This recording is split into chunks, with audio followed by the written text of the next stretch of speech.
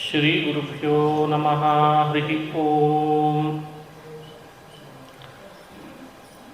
ಜನ್ಮಾದ್ಯಸ್ಯ ಯತೋನ್ಮಯಾದಿತರತಶ್ಚಾರ್ಥೇಷ್ವಭಿಜ್ಞಸ್ವರಾಟ್ ತೇನೇ ಬ್ರಹ್ಮಹೃದಾಯಾದಿಕವಯೇ ಮುಹ್ಯಂತಿ M ಸೂರಯಃ ತೇಜೋ ವಾರಿಮೃದಾಂ ಯಥಾ ವಿನಿಮಯೋ ಯತ್ರ ತ್ರಿಸರ್ಗೋ ಮೃಷಾ ಧಾಮ್ನಾ ಸ್ವೇನ ಸದಾ ನಿರಸ್ತಕುಹಕಂ ಸತ್ಯಂ ಪರಂ ಧೀಮಹಿ ಸೃಷ್ಟಿಸ್ಥಿತ್ಯಪ್ಯಯೇಹ ನಿಯತಿಗೃಹೀತಮೋ ಬಂಧಮೋಕ್ಷಾಶ್ಚ ಯಸ್ಮಾತ್ ಅಸ್ಯ ಶ್ರೀ ಬ್ರಹ್ಮರುದ್ರಪ್ರಭೃತಿಸುರನರದ್ವೀಷಶತ್ರುತ್ಮಕಸ್ಯ ವಿಷ್ಣೋರ್ವ್ಯಸ್ತಾಃ ಸಮಸ್ತಾಃ ಸಕಲಗುಣನಿಧಿಃ ಸರ್ವದೋಷವ್ಯಪೇತಃ ಪೂರ್ಣಾನಂದೋ ವ್ಯಯೋ ಯೋ ಗುರುರಪಿ ಪರಮಃ ಚಿಂತಯೇತಂ ಮಹಾಂತಂ.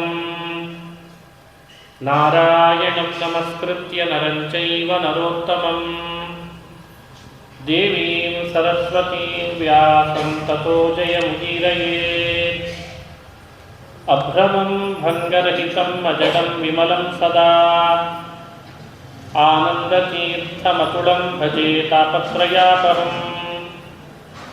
ಯಂ ಪ್ರವ್ರಜಂತಮನುಪೇತಮಪೇತಕೃತ್ಯಂ ದ್ವೈಪಾಯನೋ ವಿರಹಕಾತರಾಜುಹಾವ ಪುತ್ರೇತಿ ತನ್ಮಯತಯಾ ತರವೋಪಿ ನೇದುಃ ತಂ ಸರ್ವಭೂತಹೃದಯಂ ಮುನಿಮಾನತೋಸ್ಮಿ. ಮೂಕೋಪಿ ಯತ್ಪ್ರಸಾದೇನ ಮುಕುಂದಶಯನಾಯತೆ ರಾಜರಾಜಾಯತೆ ರಿಕ್ತೋ ರಾಘವೇಂದ್ರಂ ತಮಾಶ್ರಯೇ. ಆಪಾದಮೌಲಿಪರ್ಯಂತಂ ಗುರುಣಾಮಾಕೃತಿಂ ಸ್ಮರೇತ್ ತೇನ ವಿಘ್ನಾಃ ಪ್ರಣಶ್ಯಂತಿ ಸಿದ್ಧ್ಯಂತಿ ಚ ಮನೋರಥಾಃ. ಶ್ರೀ ಹರಿವಾಯು ಗುರುಗಳ ಚರಣಾರವಿಂದಗಳಲ್ಲಿ ಭಕ್ತಿಪೂರ್ವಕ ಪ್ರಣಾಮಗಳನ್ನು ಅರ್ಪಿಸಿ ಶ್ರೀಮದ್ ಭಾಗವತ ಮಹಾಪುರಾಣದ ಚತುರ್ಥ ಸ್ಕಂಧದ ಉಪನ್ಯಾಸ ಇವತ್ತಿನಿಂದ ಪ್ರಾರಂಭ ಆಗ್ತಾ ಇದೆ. ಗುರು ಸಾರ್ವಭೌಮರ ಮುಖ್ಯ ಪ್ರಾಣನ ಶ್ರೀಕೃಷ್ಣನ ಸನ್ನಿಧಾನದಲ್ಲಿ ಭಾಗವತ ಚತುರ್ಥ ಸ್ಕಂಧದ ಉಪನ್ಯಾಸ ನಿರ್ವಿಘ್ನವಾಗಿ ಪರಿಸಮಾಪ್ತಿಯಾಗಲಿ ಅಂತ ಪ್ರಾರ್ಥನೆಯನ್ನು ಮಾಡ್ತಾ, ಭಾಗವತ ಈಗಾಗಲೇ 3 ಸ್ಕಂಧಗಳನ್ನು ನಾವು ಯಥಾ ಕಾಲ ಯಥಾಮತಿಯಾಗಿ ಶ್ರವಣ ಮಾಡ್ತಾ ಬಂದ್ವಿ. ಇವತ್ತಿನಿಂದ 4ನೇ ಸ್ಕಂಧ 3 ದಿನಗಳವರೆಗೆ ಪ್ರವಚನ ಮಾಡ್ತಾ ಇದ್ದೇನೆ. ಬಹಳ ವಿಸ್ತೃತವಾದಂಥ ಸ್ಕಂಧ ನಿಜ. ಸುಮಾರು 31 ಅಧ್ಯಾಯಗಳಿಂದ ಒಳಗೊಂಡಿದೆ. 360 ದಿನಗಳಲ್ಲಿ ಒಂದೊಂದು ಅಧ್ಯಾಯದಂತೆ ಒಂದೊಂದು ದಿನಗಳನ್ನು ಕಳೀರಿ ಸಜ್ಜನರು ಅಂತ ವ್ಯಾಸರು ಭಾಗವತ 1 ವರ್ಷಕ್ಕೆ ಎಷ್ಟು ದಿನಗಳು ಅಷ್ಟು ಅಧ್ಯಾಯಗಳನ್ನು ಒಳಗೊಂಡಿದೆ. ಅದೇ ಇದರ ಮತ್ತೊಂದು ಮಹತ್ವ. ಸ್ಕಂಧಗಳ ಸಂಖ್ಯೆ 12 ಇದ್ದರೂ ಅಧ್ಯಾಯಗಳ ಸಂಖ್ಯೆ 1 ವರ್ಷಕ್ಕೆ ಎಷ್ಟು ದಿನಗಳು ಅಷ್ಟೇ ಅಧ್ಯಾಯಗಳ ಸಂಖ್ಯೆಯನ್ನು ವ್ಯಾಸರು ಇಟ್ಟಿದ್ದಾರೆ. ಗ್ರಂಥದ ಸಂಖ್ಯೆ 18,000 ಅಂತಾರೆ. 18,000 ಗ್ರಂಥ ಅಂದರೆ ಒಂದು ಗ್ರಂಥ ಅಂದರೆ ಇಷ್ಟು ಅಕ್ಷರಗಳು ಅಂತ ಹಿಂದಿನವರು ಹೇಳಿಕೊಟ್ರು. 32 ಅಕ್ಷರಗಳನ್ನು ಒಂದು ಸಾಲಿನಲ್ಲಿ ನೋಡ್ತೇವಲ್ಲ, ಅದಕ್ಕೆ ಒಂದು ಗ್ರಂಥ ಅಂತ ಹೆಸರಂತ. ಅಂತಹ 32 ಅಕ್ಷರಗಳ ಸಾಲನ್ನು ಹಿಂದಿನವರು ಈ ಮ್ಯಾನುಸ್ಕ್ರಿಪ್ಟ್ ಮಾತೃಕಾಗಳಲ್ಲಿ ತಾಳೆವಾಲೆ ಗುರ್ಜ ಪತ್ರಗಳಲ್ಲಿ ಕೆತ್ತಿದ್ರಂತೆ. 32 ಅಕ್ಷರ, ಮತ್ತೆ 32 ಅಕ್ಷರ, 32 ಅಕ್ಷರ, ಹೀಗೆ 10 32 ಅಕ್ಷರಗಳ ಗ್ರಂಥಗಳನ್ನು ಸೇರಿಸಿದರೆ ಒಂದು ಪತ್ರ ಅಂತ ಲೆಕ್ಕ ಅಂತ. ಇದು ಪ್ರಾಚೀನರು ನಮಗೆ ತಿಳಿಸ್ಕೊಡ್ತಾ ಇದ್ದ ಪದ್ಧತಿ. ಹಾಗಾಗಿ ಹಿಂದಿನ ಪುಸ್ತಕಗಳನ್ನು ನೀವು ಬಹಳ ತಿಳಿದವರು ಮುದ್ರಣ ಮಾಡಿಸಿದ್ದು ನೋಡಿದರೆ ಕೆಲವೊಮ್ಮೆ ಆ ಅಕ್ಷರ ಯಾಕೋ ಅರ್ಧ ಮಾಡಿಬಿಟ್ಟಿದಾರಲ್ಲ ಅಂತ ಅನಿಸ್ತದೆ. ಅದು ಅರ್ಥ ಇರಲ್ಲ. 32 ಅಕ್ಷರದ ಒಂದು ಸಾಲು, ಅದೇ ಒಂದು ಗ್ರಂಥ ಅಂತ ನಿಲ್ಲಿಸಿರ್ತಾರೆ. ಅಂಥ 32 ಅಕ್ಷರದ ಒಂದು ಗ್ರಂಥವನ್ನು 10 ಅಂತ ಲೆಕ್ಕ ಇಟ್ಟುಕೊಂಡ್ರೆ ಒಂದು ಪತ್ರ. ಹಿಂದೆ ಗುರುಕುಲಗಳಲ್ಲಿ ವಾಸ ಮಾಡ್ತಾ ಇದ್ದರೆ ಶಿಷ್ಯರಿಗೆಲ್ಲ ಪಾಠ ಮಾಡುವಾಗ ದಿನಕ್ಕೆ 2 ಅಥವಾ 3 ಪತ್ರಗಳ ಪಾಠ ಅಂತ ಇಟ್ಟಿರ್ತಿದ್ರಂತೆ. 3 ಪತ್ರದ ಪಾಠ ಅಂದರೆ ಇಷ್ಟು ಪಾಠ ಆಗಬೇಕು ಅಂತ ಅರ್ಥ. ನಮ್ಮ ದೃಷ್ಟಿಯಲ್ಲಿ ಪತ್ರ ಅನ್ನೋ ಶಬ್ದದ ಅರ್ಥ ಬೇರೆ ಆಗಿದೆ. ನಾವು ಒಂದು ಪೇಜ್ ಅಂತ ಇಟ್ಟುಕೊಂಡಿದ್ದೇವೆ. ಸ್ವಲ್ಪ ಬದಲಾವಣೆ ಆಯ್ತೆಲ್ಲ. ಒಂದು ಪೇಜಿಗೆ ಒಂದು ಪತ್ರ ಅಂತ ನಮ್ಮ ಲೆಕ್ಕ. ಹಿಂದಿನವ್ರ ಪತ್ರ ಅನ್ನೋ ಶಬ್ದ ಆಡ್ತಾ ಇದ್ದದ್ದು ಈ ಅರ್ಥದಲ್ಲಿ. ಇಷ್ಟು ವಿವರಣೆ ಕೊಟ್ಟದ್ರದ್ದು ಉದ್ದೇಶ ಏನು ಅಂದರೆ, ಭಾಗವತದಲ್ಲಿ ಒಟ್ಟು 18,000 ಗ್ರಂಥ ಇದೆ ಅಂತ ಹೇಳ್ತಾರೆ. ಗ್ರಂಥೋಯಂ ಅಷ್ಟಾದಶ ಸಹಸ್ರ ಅಂತ ಒಂದು ಮಾತು. ಇದನ್ನು ನೀವು ಲೆಕ್ಕ ಹಾಕ್ಬೋದು. ಈಗ 18,000 ಗ್ರಂಥ ಅಂದರೆ ಒಂದು ಗ್ರಂಥ 32 ಅಕ್ಷರ ಇಂಟು ಅಂತ ಲೆಕ್ಕ ಹಾಕಿದರೆ ಎಷ್ಟು ಅಕ್ಷರ ಇದೆ ಅಂತ ನಿಮಗೆ ಸಿಗ್ತದೆ. ಈ ಅಕ್ಷರಗಳ ಸಂಖ್ಯೆಯ ಉದ್ದೇಶ ಏನು? ಬೇರೆ ಏನಲ್ಲ, ಒಂದೊಂದು ಅಕ್ಷರಗಳಲ್ಲಿಯೂ ಭಗವಂತನ ಸನ್ನಿಧಾನ. ಅದನ್ನು ಭಾಗವತ 12ನೇ ಸ್ಕಂದದಲ್ಲಿ ವೇದವ್ಯಾಸರೇ ಮುಂದೆ ತಿಳಿಸ್ಲಿಕ್ಕಿದ್ದಾರೆ. ಕಲಿಮಲ ಕಲ್ಮಷಕಾಲ ನೋಖಿಲೇಶೋ ಹರಿರಿತರತ್ರ ನಹೀಯತೆ ಹ್ಯವೀಕ್ಷಣಂ ಇಹ ತು ಪುನರ್ಭಗವಾನ ಶೇಷಮೂರ್ತಿ ಪರಿಪಠಿತೋನುಪದಂ ಕಥಾ ಪ್ರಸಂಗೈ. ಕಲಿಯುಗದಲ್ಲಿ ಸಜ್ಜನರಿಗೆ ಬಹಳ ಬಾಧೆ, ಕಲಿಯ ಬಾಧೆ. ಈ ಯುಗದಲ್ಲಿ ಕಲಿಬಾಧೆ ಎಲ್ರಿಗೂ ಇದೆ. ಕಲಿಬಾಧೆ ಅಂದರೆ ಅರ್ಥ ಏನು? ಯಾವುದು ಸರಿಯಾದ ತಿಳುವಳಿಕೆಯೋ ಅದರಿಂದ ವಂಚಿತನಾಗ್ತೇವೆ. ಸರಿಯಾದ ಸನ್ಮಾರ್ಗ ಯಾವುದೋ ಅದನ್ನು ತಿಳಿದಂತಾಗ್ತದೆ. ಇದೇ ದೊಡ್ಡ ಕಲಿಬಾಧೆ. ಯಾವುದಲ್ವೋ ಅದನ್ನು ದಾರಿ ಅಂತ ತಿಳಿತೇವೆ. ಇವತ್ತು ನಮಗೆ ಸತ್ಯ ನಮ್ಮ ಜೊತೆಯಲ್ಲಿ ನಮ್ಮೊಟ್ಟಿಗೆ ಇದ್ದರೂ ಇದು ಸತ್ಯ ಅಂತ ತಿಳಿಯದಂತೆ ಆಗಿದೆ. ಈ ಸ್ಥಿತಿ ಕಲಿಯುಗದಲ್ಲಿ ಹೆಚ್ಚಾಗ್ತದೆ. ನಾಸ್ತಿಕತೆ ಹೆಚ್ಚು ಉಂಟಾಗ್ತದೆ, ಶ್ರದ್ಧೆ ಕಡಿಮೆ ಆಗ್ತದೆ, ಆರೋಗ್ಯ ಹದಗೆಡುತ್ತದೆ, ಮನಸ್ಸು ಚಂಚಲ ಆಗ್ತದೆ. ಇವೆಲ್ಲ ಕಲಿಯ ಬಾಧೆ. ಹೀಗಾದಾಗ ಸಜ್ಜನರ ಸಾಧನೆಯ ದಾರಿಯಲ್ಲಿ ಬರೋದು ಹೇಗೆ? ಎಲ್ಲಿ ನೋಡ್ತಿರಲ್ಲಿ ಸುಳ್ಳು, ವಂಚನೆ, ಮೋಸ, ಇನ್ನೊಬ್ಬರು ಕಂಡ್ರೆ ಆಗದೇ ಇರುವ ವಿಚಿತ್ರವಾದ ಸ್ವಾರ್ಥ, ಅಸೂಯೆ, ಇವೇ ಹೆಚ್ಚಾಗ್ತದೆ. ಹೀಗೆ ಕಲಿಯುಗದಲ್ಲಿ ಆಗ್ತಾ ಹೋದರೆ ಸಜ್ಜನರಿಗೆ ಸರಿಯಾದ ಮಾರ್ಗದರ್ಶನ ಯಾವುದರಿಂದ ಸಿಗಬೇಕು? ಕಲಿಯ ಬಾಧೆಯಿಂದ ಪರಿಹಾರ ಹೇಗಾಗಬೇಕು? ಇದನ್ನು ಯೋಚಿಸಿದೆ ವೇದವ್ಯಾಸರು ಶ್ರೀಮದ್ ಭಾಗವತ ಪುರಾಣವನ್ನು ರಚನೆ ಮಾಡಿ ಭಾಗವತದ ಪ್ರತಿ ಅಕ್ಷರಗಳಲ್ಲಿ ಭಗವಂತನ ಸನ್ನಿಧಾನವನ್ನಿಟ್ಟು ಯಾರು ಭಾಗವತವನ್ನು ಕೇಳ್ತಾರೆ, ಹೇಳ್ತಾರೆ, ಅವರು ಕಲಿಯುಗದೊಳಗೆ ಕಲಿಬಾಧೆಯಿಂದ ದೂರ ಆಗ್ತಾರೆ ಅಂತ ಅವರೇ ರಚನೆ ಮಾಡಿಕೊಟ್ರು. ಇವತ್ತು ಬಹಳ ಚಾನೆಲ್ಗಳಿದ್ದಾರೆ. ಎಲ್ಲ ಚಾನೆಲ್ಗಳನ್ನು ಬಾರಿ ಬಾರಿ ತಿರುಗಿ ಹಾಕ್ತೀವಿ. ಸ್ಮಾರ್ಟ್ ಆಗಿರೋದ್ರಿಂದ ನಾವೆಲ್ಲ ಅಲ್ಲ, ನಮ್ಮ ಮೊಬೈಲು ಸ್ಮಾರ್ಟ್ ಇದೆ, ನಾವು ಸ್ಮಾರ್ಟ್ ಇದ್ದೀವಿ. ತಿರುಗಿ ಹಾಕಿ ಯಾವುದು ಸತ್ಯ ಅಂತ ತಿಳಿದಷ್ಟರ ಮಟ್ಟಿಗೆ ಆಗಿಬಿಟ್ಟಿದೆ. ಬರೀ ಮೊಬೈಲ್ ಚಾನಲ್ ಅಷ್ಟೇ ಅಲ್ಲ, ಒಟ್ಟು ನಮ್ಮ ಬದುಕಿನೊಳಗೆ ಸಾಕಷ್ಟು ಚಾನಲ್ಗಳು ಬಂದಿದ್ದಾವೆ. ಅವುಗಳಿಂದ ನಾವು ದಾರಿ ತಪ್ಪೋದು ಬಹಳ ಆಗಿದೆ. ಇಂಥ ಸಂದರ್ಭದೊಳಗೆ ಸರಿ ದಾರಿಗೆ ತರಲಿಕ್ಕೆ ಅಂತ ಒಂದು ಚಾನಲ್ ಬೇಕೋ ಬೇಡವೋ? ಎಲ್ಲ ಚಾನಲ್ಲು ಅಡ್ವರ್ಟೈಸ್ಮೆಂಟೇ ಕೊಡ್ಲಿಕ್ಕೆ ಶುರು ಮಾಡಿದರೆ ಸರಿ ದಾರಿಗೆ ತರೋ ಚಾನಲ್ಲು? ಎಲ್ಲ ಊರೊಳಗಿರೋ ನದಿಗಳು ಡ್ರೈನೇಜ್ ಆಗಿಬಿಟ್ರೆ ಕುಡಿಯೋ ನೀರೇನು? ಇದು ಸಮಸ್ಯೆ. ಸಿಟಿಗಳ ಮಧ್ಯದಲ್ಲಿ ಹರಿಯೋ ನದಿಗಳೆಲ್ಲ ಡ್ರೈನೇಜೇ ಮಾಡಿಬಿಟ್ರೆ ಇಂದಲ್ಲ ನಾಳೆ ಅದನ್ನೇ ಕುಡಿಬೇಕಾಗ್ತದೆ ಅನ್ನೋ ವಿಚಾರವೇ ಇಲ್ವೇ? ಅದಕ್ಕೆ ಅಂತ ಒಂದು ಅಂತರ್ಜಲ ಅಂತ ಭಗವಂತ ಇಟ್ಟಿದಾನೋ ಇಲ್ವ? ಅದಕ್ಕೆ ಅಂತ ರೀಸೈಕಲ್ ಮಾಡಲಿಕ್ಕೆ ಬಿಸಿಲುಗಾಲದ ಮೂಲಕವಾಗಿ ಮೋಡಗಳನ್ನು ಇಟ್ಟಿರಾನೋ ಇಲ್ಲೋ? ಅವನಿಗೆ ಗೊತ್ತು ನಮಗಿಂತ ಭಗವಂತ ಸರ್ವಜ್ಞ, ಸರ್ವೋತ್ತಮ, ಸರ್ವೇಶ್ವರ. ನೀರಿನ ಎಲ್ಲ ವ್ಯವಸ್ಥೆ ನಮ್ಮ ಕಡೆನೇ ಕೊಟ್ಟಿದ್ರೆ ನಾವು ಅದನ್ನು ಡ್ರೈನೇಜ್ ಮಾಡೇ ಮಾಡ್ತೀವಿ ಅಂತ ಗೊತ್ತು.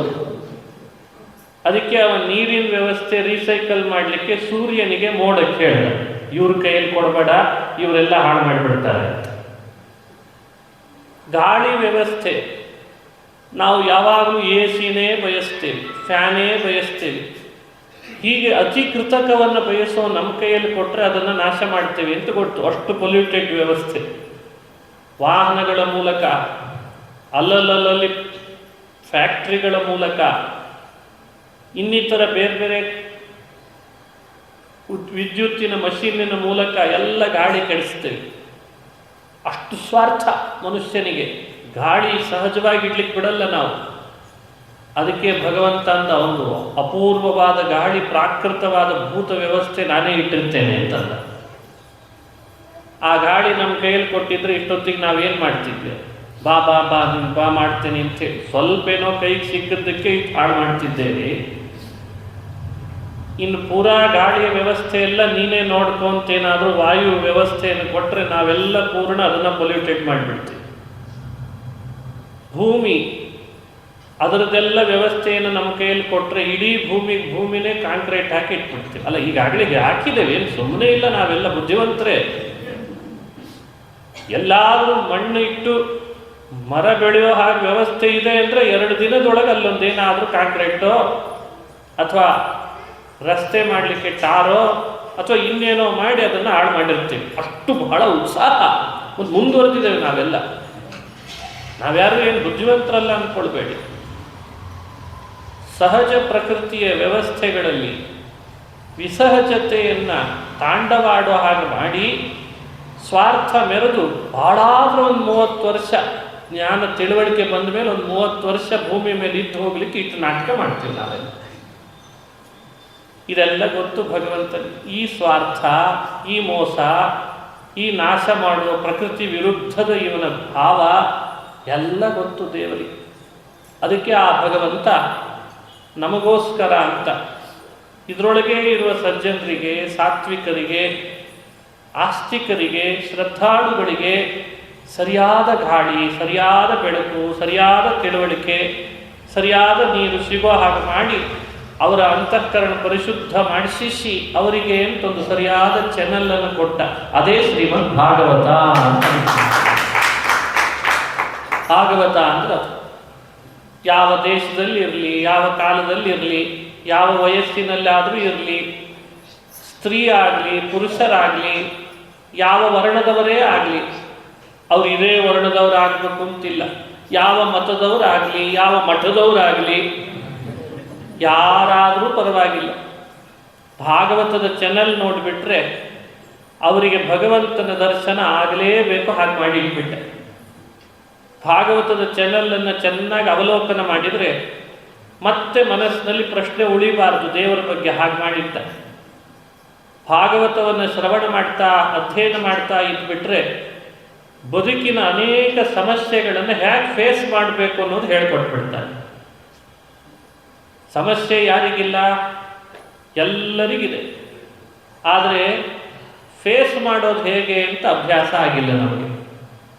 ಅದಕ್ಕೆ ಭಾಗವತದೊಳಗೆ ಅದನ್ನು ಹೇಳ್ಕೊಡ್ತಾರೆ. ನೀನು ಹೀಗೆ ಈ ಸಮಸ್ಯೆಯನ್ನು ಫೇಸ್ ಮಾಡು ಅಂದರೆ ಅದಕ್ಕೊಂದು ಪರಿಹಾರ ಸಿಗ್ತದೆ. ಭಾಗವತ ಆ ಕೆಲಸ ಮಾಡಿಸ್ತದೆ. ಕಲಿಯುಗದ ಸಜ್ಜನರು ಏನು ಹೆದರೋ ಕಾರಣ ಇಲ್ಲ ಅಂದ ಭಗವಂತ. ನಾನು ಭಾಗವತ ರಚನೆ ಮಾಡಿಕೊಡ್ತೀನಿ, ಅವರವರ ಮನಸ್ಸನ್ನು ಗಟ್ಟಿ ಮಾಡಿಕೊಡ್ತಾರೆ. ಭಾಗವತ ಕೇಳಿ ಮನಸ್ಸು ಶುದ್ಧ ಆಗ್ತದೆ, ಮನಸ್ಸು ಗಟ್ಟಿ ಆಗ್ತದೆ. ಅದಕ್ಕೆ ಆತ್ಮಸ್ಥೈರ್ಯ ಅಂತ ಕರೀತಾರೆ. ಮನುಷ್ಯನಿಗೆ ಇತ್ತೀಚಿನ ದಿನಗಳಲ್ಲಿ ಆತ್ಮಸ್ಥೈರ್ಯ ಕಳ್ಕೊಳ್ಳೋರು ಹೆಚ್ಚಾಗ್ತಾ ಇದ್ದಾರೆ. ಆತ್ಮಸ್ಥೈರ್ಯ, ಆತ್ಮನಿರ್ಭರನಾಗೋದು ಕಡಿಮೆ. ಅದಕ್ಕೆ ಕಾರಣ ಲೋಕದಲ್ಲಿ ಕೊಡ್ತಾ ಇರುವ ವಿಚಿತ್ರ ವಿಪರೀತ ಶಿಕ್ಷಣ. ಆ ಶಿಕ್ಷಣದ ಹೆಸರಿನಲ್ಲಿ ಬೋರ್ಡ್ನಲ್ಲಿ ತಿದ್ದಿದ್ದೇನೋ ಬರುತ್ತೇನೋ, ಆದರೆ ಒಳಗಡೆ ಅನುಭವಕ್ಕೆ ಅಂತ ಯಾವುದು ಬರ್ತಾ ಇಲ್ಲ. ಆ ಶಿಕ್ಷಣದಿಂದ ಮನುಷ್ಯ ತನ್ನ ಆತ್ಮಸ್ಥೈರ್ಯ ಕುಗ್ಗಿಸ್ಕೊಳ್ತಾನೆ. ಅದಕ್ಕೆ ವ್ಯಾಸರು ಮೊದಲೇ ಯೋಚನೆ ಮಾಡಿದರು, ಮುಂದೆ ಬರ್ತಾ ಇರುವ ಜನ್ರೇಷನ್, ಮುಂದಿನ ಜನ್ರೇಷನ್ನಿಗೆ ಈಗಿನ ಹೆಸರು ಬೇರೆ ಇದೆ. 2G 3G 4G ಅಂತ ಹೆಸರು ಇಟ್ಟಿದ್ದಾರೆ, ಈಗ 5G ಅಂತ. ಇವರಿಗೆ ಇಷ್ಟು ಬುದ್ಧಿ ಇದೆ ಅಂದರೆ ಅವನಿಗೆ ಎಷ್ಟು ಬುದ್ಧಿ ಇರಬೇಡ. ಆ ಕಾಲದ ಜನ್ರೇಷನ್ನಿಗೆ ಅನುಗುಣವಾಗಿ ತನ್ನ ಭಾಗವತ ಅನ್ನೋ ಚಾನಲ್ಲಿನ ಮೂಲಕ ಎಲ್ಲ ಥರದ ಜನ್ರೇಷನ್ನವರಿಗೆ ಅವರವ್ರದ್ದೇ ಮಟ್ಟಕ್ಕೆ ಇಳಿದು ಅದೇ ಥರದ ಎಕ್ಸಾಂಪಲ್ಗಳನ್ನು ಕೊಟ್ಟು ಕಾಲಕ್ಕೆ ಅವರವರನ್ನು ಆತ್ಮನಿರ್ಭರರನ್ನಾಗಿ ಮಾಡಲಿಕ್ಕೆ ಕೊಟ್ಟ ಗ್ರಂಥವೇ ಶ್ರೀಮದ್ ಭಾಗವತ ಅಂತ ಅನುಸಂಧಾನ ಮಾಡಿ. ಇಲ್ಲಿ ಬರುವ ಪಾತ್ರಗಳಲ್ಲಿ ನಡೆಯುವ ಸಂವಾದ ಹಾಗೂ ಆ ಪಾತ್ರರಲ್ಲಿ ಅವರು ಮಾಡುವ ಭಗವದ್ಭಕ್ತಿ, ಅದರ ವಿವರಣೆ, ಇವೆಲ್ಲ ವಿಷಯಗಳನ್ನು ಚಿಂತಿಸ್ತಾ ಬಂದರೆ ಇವು ಯಾವುದು ಸುಳ್ಳಲ್ಲ ಅನ್ನೋದನ್ನು ಹೇಳ್ತಾರೆ. ಅದು ನಮಗೊಂದು ಸಂದೇಶ ಕೊಡಲಿಕ್ಕೆ ಇರ್ತದೆ. ಮೊದಲು ಹಾಕುವ ಸೂಚನಾ ಫಲಕ ಏನು? ಇಲ್ಲಿ ಬರುವ ಯಾವುದೇ ಪಾತ್ರಗಳು ಕೇವಲ ಕಾಲ್ಪನಿಕ. ರೈಟ್ಸ್ ಇನ್ ವ್ಯವಸ್ಥೆ ಬಗ್ಗೆ ನಿಮಗೆ ಹೆಚ್ಚು ವಿವರಣೆ ಬೇಕಿಲ್ಲ ಅಲ್ವೇ? ಯಾವುದೇ ವ್ಯಕ್ತಿ ಸಂದರ್ಭಗಳಿಗೆ ಸಂಬಂಧಪಟ್ಟದ್ದು ಅಲ್ಲ. ಅದು ಸಂಬಂಧಪಟ್ಟಿರ್ತದೆ, ಆದರೆ ಮತ್ತೆಲ್ಲಾದರೂ ಅವನು ಏನಾದರೂ ಮಾಡಿಬಿಡ್ತಾನೆ ಅಂತ ಸಂಬಂಧಪಟ್ಟದ್ದು ಅಲ್ಲ. ಇಷ್ಟು ಹಾಕಿದ್ರೆ ಅವನ ಜವಾಬ್ದಾರಿ ಕಳ್ಕೊಂಡ ಅಂತ ಅರ್ಥ. ಇದನ್ನೇ ಇನ್ನೊಂದು ರೀತಿ ಹೇಳ್ತಿರ್ತದೆ, ಇಲ್ಲಿ ಬರೋದೆಲ್ಲ ಸುಳ್ಳು, ಇಷ್ಟು ಹೇಳಬೇಕಾಗಿರ್ತದೆ. ನೋಡಿ, ವ್ಯತ್ಯಾಸ ಮಾಡಿ ಹೇಳಿದ ಕೂಡಲೇ ಮನುಷ್ಯ ಹೇಗೆ ಮೋಹ ಹೋಗ್ತಾನೆ. ಇಲ್ಲಿ ನಾವು ನಿಮಗೆ ತೋರಿಸ್ತಾ ಇರೋದೆಲ್ಲ ಸುಳ್ಳು. ಕಾಲ್ಪನಿಕ ಅಂದರೆ ಸುಳ್ಳು ಅಂತ ತಾನೇ ಅರ್ಥ. ಸುಳ್ಳು ಅಂತ ಹಾಕಿಬಿಟ್ರೆ ಮನುಷ್ಯ ಬೇಗ ಅದರೊಳಗೆ ಅಟ್ರಾಕ್ಟ್ ಆಗಲ್ಲ. ಅದೇ ಕಾಲ್ಪನಿಕ, ಯಾವುದೇ ವ್ಯಕ್ತಿಗೆ ಸೇರಿದ್ದಲ್ಲ, ಹೀಗೆಲ್ಲ ಹಾಕಿ ತನ್ನ ಜವಾಬ್ದಾರಿಯನ್ನು ನುಣುಚ್ಕೊಂಡು ಸಮಾಜದ ಮೇಲೆ ಪರಿಣಾಮ ಬೀರುವ ದೃಶ್ಯಗಳನ್ನು ತೋರಿಸೋದನ್ನ ನೆಪ ಮಾಡಿ ಮನೆಗಳಲ್ಲಿ ಕಲಹ ಉಂಟು ಮಾಡ್ತಾ ಇದ್ದಾರೆ. ಇದು ಲೋಕದಲ್ಲಿರುವ ಚಾನಲ್ಗಳ ದೊಡ್ಡ ಪ್ರಾಬ್ಲಮ್. ವೇದವ್ಯಾಸರ ಜಗಳ ಹುಟ್ಟಿಸ್ಲಿಕ್ಕೆ ಭಾಗವತದ ಚಾನಲ್ ಬರೀಲಿಲ್ಲ. ಇಷ್ಟೇ ವ್ಯತ್ಯಾಸ. ಅವ್ರು ಹೇಳ್ತಾರೆ, ಸತ್ಯಂ ಸತ್ಯಂ ಪುನಃ ಸತ್ಯಂ ಉದ್ಧೃತ್ಯ ಭುಜಮುಚ್ಯತೆ ವೇದಶಾಸ್ತ್ರಾತ್ ಪರಂ ನಾಸ್ತಿ ನ ದೈವಂ ಕೇಶವಾತ್ ಪರಂ. ಗೋಲ್ಡನ್ ವರ್ಡ್ಸ್ ಅಂತ ಕೇಳ್ತೀವಿ ನಾವು. ಬೇರೆ ಬೇರೆ ದೇಶದ ಹಿಸ್ಟ್ರಿಗಳನ್ನು ನಾವು ಓದುವಾಗ ಗೋಲ್ಡನ್ ವರ್ಡ್ಸ್ ಅಂತ ಬಂತಂತೆ ಒಂದು ಕಾಲಕ್ಕೆ. ಅದು BC ಲೆಕ್ಕ. ಈಗ ಕ್ರಿಸ್ತ ಶತಕ್ಕಿಂತ ಪೂರ್ವದ್ದು ಹೇಳ್ತಾ ಇದ್ದೇನೆ. 7 ಗೋಲ್ಡನ್ ವರ್ಡ್ಸ್ ಅಂತ ಹೇಳ್ತಾರೆ. ಬಹಳ ದೊಡ್ಡದದು. ಅದರದ್ದೇ ವಿವರಣೆ ಜಗತ್ತಿನ ತುಂಬ ಹರಡಿಸ್ಬೇಕು ಅಂತ ಒಂದು ದೊಡ್ಡ ಹುನ್ನಾರವು ನಡೀತದೆ. ಆಮೇಲೆ ವ್ಯಾಸರು ಕೊಟ್ಟದ್ದು ಪ್ರತಿಯೊಂದು ಮಾತು ಗೋಲ್ಡನ್ ವರ್ಡ್ಸೇ. ಅದರಲ್ಲಿ ಇದು ಒಂದು, ಸತ್ಯಂ ಸತ್ಯಂ ಪುನಃ ಸತ್ಯಂ ಉದ್ಧೃತ್ಯ ಭುಜಮುಚ್ಯತೆ ವೇದಶಾಸ್ತ್ರಾತ್ ಪರಂ ನಾಸ್ತಿ ನ ದೈವಂ ಕೇಶವಾತ್ ಪರಂ. ನೀವು ಮುಂದೆ ನೋಡಲಿಕ್ಕಿರುವ ಭಾಗವತ, ಇಲ್ಲಿ ಬರುವ ಪ್ರತಿ ಪಾತ್ರಗಳು ಸತ್ಯ. ಒಂದು ಸಲ ಸತ್ಯ ಅಂತ ಹೇಳಿದ್ರೆ ಅಭಿಪ್ರಾಯ. ಪುನಃ ಸತ್ಯಂ, ಆ ಪಾತ್ರಗಳಲ್ಲಿ ನಡೆಯುವ ಸಂವಾದ ಇದೆಯಲ್ಲ, ಅವನಿಗೆ ಇವನಿಗೆ, ಇವನಿಗೆ ಅವನಿಗೆ, ಅವಳಿಗೆ, ಅದು ಸತ್ಯ. ಪುನಃ ಸತ್ಯಂ. ಎರಡನೇ ಸತ್ಯ, ಸತ್ಯಂ ಸತ್ಯಂ ಪುನಃ ಸತ್ಯಂ ಅಂತ 3ನೇ ಬಾರಿ ಸತ್ಯ ಶಬ್ದ ಹಾಕಿದ್ದಾರೆ. ABC 3ನೇ ಬಾರಿ ಸತ್ಯ ಯಾಕೆ ಅಂದ್ರು, ಈ ಪಾತ್ರ, ಇಲ್ಲಿ ನಡೆದ ಸಂವಾದ, ಈ ಕಥೆಗಳು ನಮ್ಮ ಬದುಕಿಗೆ ಅತ್ಯಂತ ಹತ್ತಿರವಾಗಿದೆ ಅನ್ನೋದು ಸತ್ಯ ಅಂತ 3ನೇ ಬಾರಿ ಸತ್ಯ ಅಂತ. ಅಂದರೆ ಅದು ಎಲ್ಲೋ ಯಾವಾಗಲೋ ನಡೆದ ಕಥೆ, ನಾವಿರೋದು ಈಗ, ಅವನಿರೋದು ಆಗ. ಧ್ರುವ, ದಕ್ಷ, ಪೃಥು ಚಕ್ರವರ್ತಿ, ಪುರಂಜನ, ಇವ್ರದೆಲ್ಲ ಕಥೆ ಹೇಳ್ಕೊಂಡು ಪುರಾಣ ಅಂತ ಮಠಗಳಲ್ಲಿ ಇರಿಸಿ ಯಾವುದೋ ಕಾಲದ್ದು ಹೇಳಿ ನಮ್ಮದು ತಲೆ ತಿಂದು ನಿಮ್ಮದು ತಲೆ ತಿಂದುಕೊಂಡು ನಮಗೆ ಯಾಕೆ ಹೇಳ್ತೀರಿ ಈ ಕಥೆಯನ್ನು ಅಂತ ಎಷ್ಟು ಜನ ಬೈಯಲ್ಲ ಇವತ್ತಿನ ಜನ್ರೇಷನ್ನಲ್ಲಿ. ಅದಕ್ಕೆ ಹೇಳಿದರು ವ್ಯಾಸರು, ಸತ್ಯಂ ಸತ್ಯಂ ಪುನಃ ಸತ್ಯಂ ಅಂದರು. 3ನೇ ಬಾರಿ ಸತ್ಯ ಶಬ್ದ ಯಾಕೆ ಹಾಕಿದರು ಅಂದರೆ, ಎಲ್ಲ ಕಾಲದಲ್ಲಿಯೂ ಅವರವರು ಅನುಭವಿಸುವ ಪ್ರತಿ ಘಟನೆಗಳಿಗೂ ನಾನು ಭಾಗವತದೊಳಗೆ ಹೇಳಿದ ಘಟನೆಗೂ ಬಹಳ ಸಾಮ್ಯ ಇದೆ. ಹಾಗಾಗಿ ಇದು ಇರ್ರೆಲೆವೆಂಟ್ ಅಲ್ಲ ಅಂತ ಅರ್ಥ. ಮನುಷ್ಯನಿಗೆ ರೆಲೆವೆನ್ಸಿ ಬಹಳ ಮುಖ್ಯ. ತಾನು ಉಪಪಾದಿಸುವ ವಸ್ತುಗಳು ವಿಷಯದ ಬಗ್ಗೆ ರೆಲೆವೆನ್ಸಿ ಬೇಕು. ಇರ್ರೆಲೆವೆಂಟ್ ಆದದ್ದನ್ನು ಹೇಳ್ತಾನೆ ಎಂದಾಗ ಆ ಕಾಲದ ಜನ್ರೇಷನ್ ಅದನ್ನು ಬೇಡ ನಮಗಿದು ಅಂತ ದೂರ್ಲಿಕ್ಕೆ ಶುರು ಮಾಡ್ತಿದೆ. ಭಾಗವತ ಪುರಾಣ ಇರ್ರೆಲೆವೆಂಟ್ ಅಂತ ಭಾವಿಸಬಾರ್ದು.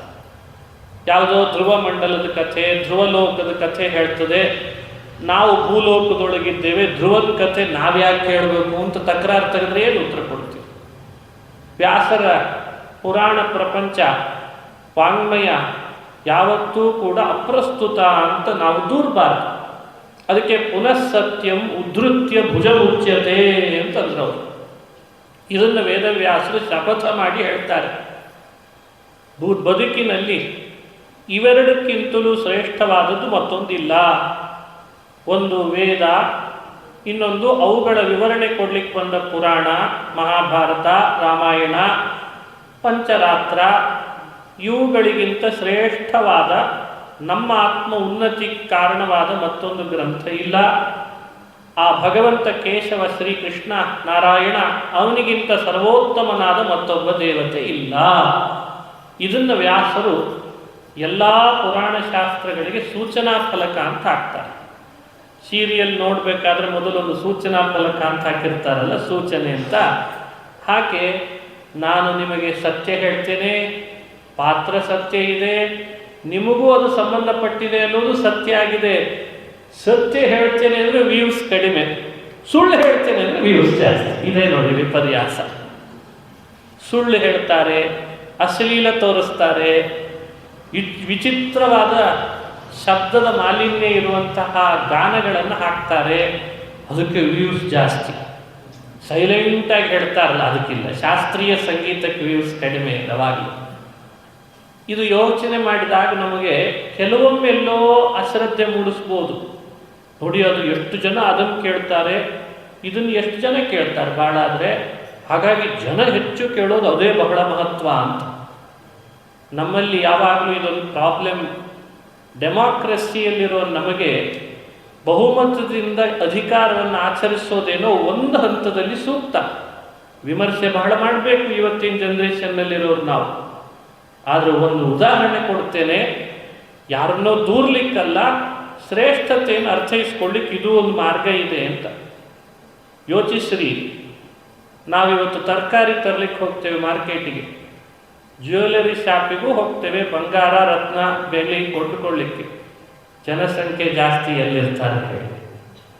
ತರಕಾರಿ ಮಾರ್ಕೆಟ್ನಲ್ಲಿ ಜನಸಂಖ್ಯೆ ಹೆಚ್ಚಿದೆ ಅಂತ ತರಕಾರಿ ಮೌಲ್ಯ ಜಾಸ್ತಿ ಕೊಡಬೇಕಾ? ರತ್ನದ ಮಾರ್ಕೆಟ್ನಲ್ಲಿ ಜನ ಕಡಿಮೆ ಇದೆ ಅಂತ ರತ್ನಕ್ಕೆ ಬೆಲೆ ಕಡಿಮೆ ಕೊಡಬೇಕಾ? ಇದು ಯೋಚಿಸಬೇಕಾದದ್ದು ಬಹಳ ಇದೆ. ವಸ್ತುವಿನ ವಿಷಯದ ಕಂಟೆಂಟಿನ ಮಹತ್ವ ವ್ಯೂಸ್ನಿಂದಲೇ ತೀರ್ಮಾನ ಆಗೋದಾದರೆ, ರತ್ನದ ಮಾರ್ಕೆಟ್ನಲ್ಲಿ ಜನ ಕಡಿಮೆ ಇದೆ ಅಂತ ಮೌಲ್ಯ ಕೊಡಬೇಕಾದೀತು. ಯೋಚಿಸಬೇಕಿದ್ರು ಪ್ರತಿಯೊಬ್ಬರು.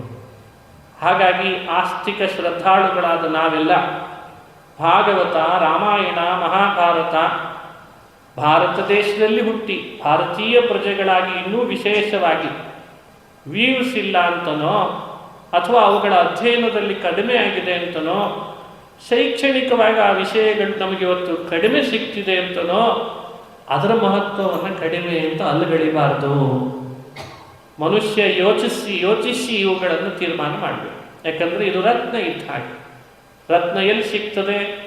ಸಾಗರದಲ್ಲಿ ಚೆನ್ನಾಗಿ ಮುಳುಗಿ ಒಳಗೋದ್ರೆ ಮಾತ್ರ ರತ್ನ ಸಿಗ್ತದೆ. ಹಾಗೆ ವೇದವ್ಯಾಸರ ಹೃದಯವೇ ಅದು ಕಡಲು. ಅದನ್ನು ಚೆನ್ನಾಗಿ ಮಥಿಸಿ ಜಗತ್ತಿಗೆ ಕೊಟ್ಟ ರತ್ನ ಅದು ಶ್ರೀಮದ್ ಭಾಗವತ ಅನ್ನೋ ರತ್ನ ಅಂತ ಅನುಸಂಧಾನ ಮಾಡಬೇಕು. ಇಲ್ಲಿರುವ ಪ್ರತಿ ವಿಷಯಗಳು ರತ್ನದಂಥ ವಿಷಯ. ಅವುಗಳಿಗೆ ಮೌಲ್ಯ ಹೆಚ್ಚಿದೆ. ಜೆಮ್ಸ್ ಅಂತ ಕರೀತಾರೆ ಇವತ್ತು ಇಂಗ್ಲಿಷ್ನಲ್ಲಿ. ಜೆಮ್ಸ್ ಪ್ರತಿಯೊಂದು ರತ್ನ.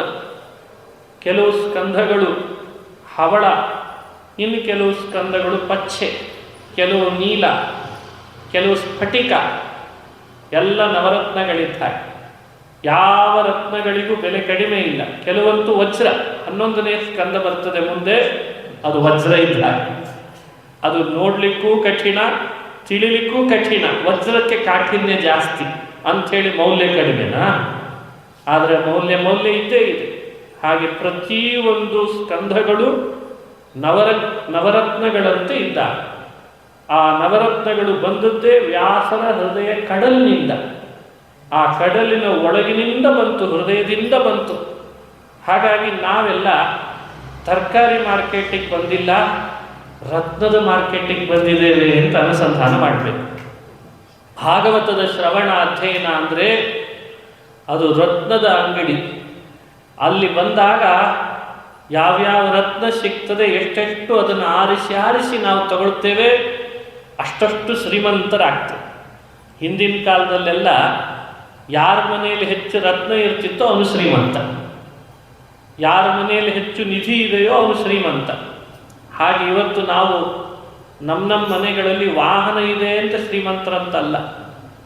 ನಮ್ಮ ಮನೆಯಲ್ಲಿ ಬಹಳ ದೊಡ್ಡ ಕಾರ್ ತಗೊಂಡಿದ್ದಾನೆ, ತುಂಬ ಬೆಲೆ ಬಾಳೋ ಕಾರು, ಬಹಳ ಸೈಟ್ಗಳನ್ನು ಮಾಡಿದ್ದಾನೆ, ಬಹಳಷ್ಟು ಅವರ ಮನೆಯೊಳಗೆ ಅವನದೇ ಆದಂತಹ ಬೇರೆ ಬೇರೆ ಸೋಫಾ ಸೆಟ್ಗಳಿವೆ, ಸ್ಮಾರ್ಟ್ ಟಿ ವಿ ಇದೆ.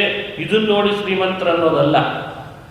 ಅವನ ಒಳಗಡೆಯಲ್ಲಿ ತತ್ವಗಳ ರತ್ನ ಎಷ್ಟು ಹುದುಗಿಸಿ ಇಟ್ಟುಕೊಂಡಿದ್ದಾನೆ, ಅದನ್ನು ನೋಡಿ ಅವನು ಶ್ರೀಮಂತ ಅಂತ ಚಿಂತನೆ ಮಾಡ್ತಾನೆ.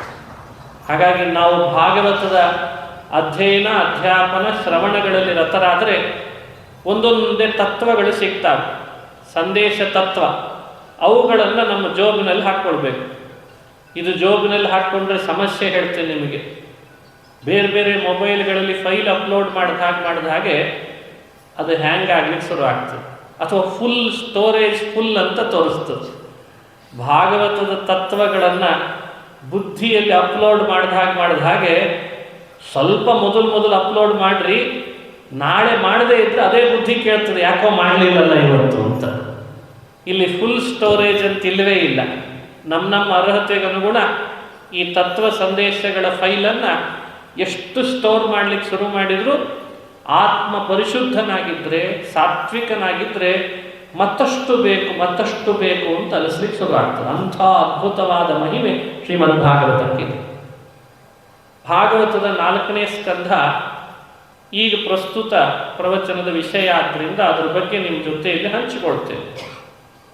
4ನೇ ಸ್ಕಂಧದ ಒಟ್ಟು ಪ್ರಮುಖ ವಿಷಯಗಳು ಯಾವ್ಯಾವುದು ಒಬ್ಬ ಹಿರಿಯರು ಹೇಳಿಕೊಟ್ರು.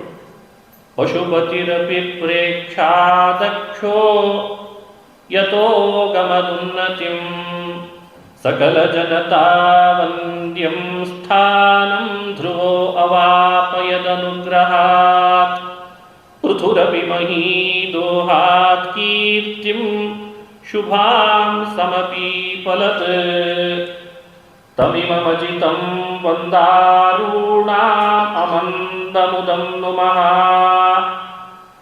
4ನೇ ಸ್ಕಂಧದ ಸಾರ ಇದು ಅಂತ ಹೇಳ್ತಾರೆ.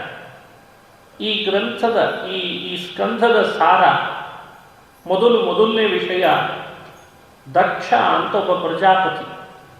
ಆತ ತನ್ನ ಅಳಿಯ ಶಿವನನ್ನು ವಿರೋಧ ಮಾಡಿದ, ದ್ರೋಹ ಮಾಡಿದ. ಕೊನೆಗೆ ಅವನಿಗೆ ಶಿಕ್ಷೆ ಆದದ್ದು ಅವನ ತಲೆನೇ ಕತ್ತರಿಸ್ಕೊಳ್ಳೋ ಹಾಗಾಯ್ತಂತೆ. ಅವನ ತಲೆ ಇಲ್ಲ ಅಂತ ಅನಿಸ್ಬಿಟ್ರು ಶಿವ ಬಂದು. ಬಹಳ ಪ್ರೀತಿ ಪಾತ್ರಳಾದ ಮಗಳು, ದಕ್ಷನ ಮಗಳು ಸತಿ, ಶಿವನಿಗೆ ಕನ್ಯಾದಾನ ಮಾಡಿಕೊಟ್ಟಿದ್ದ. ಅವಳನ್ನು ಕಳ್ಕೊಳ್ಳುವಂತಾಯ್ತಂತೆ. ಅವಳು ಆತ್ಮಾಹುತಿ ಮಾಡಿಕೊಳ್ತಾಳೆ.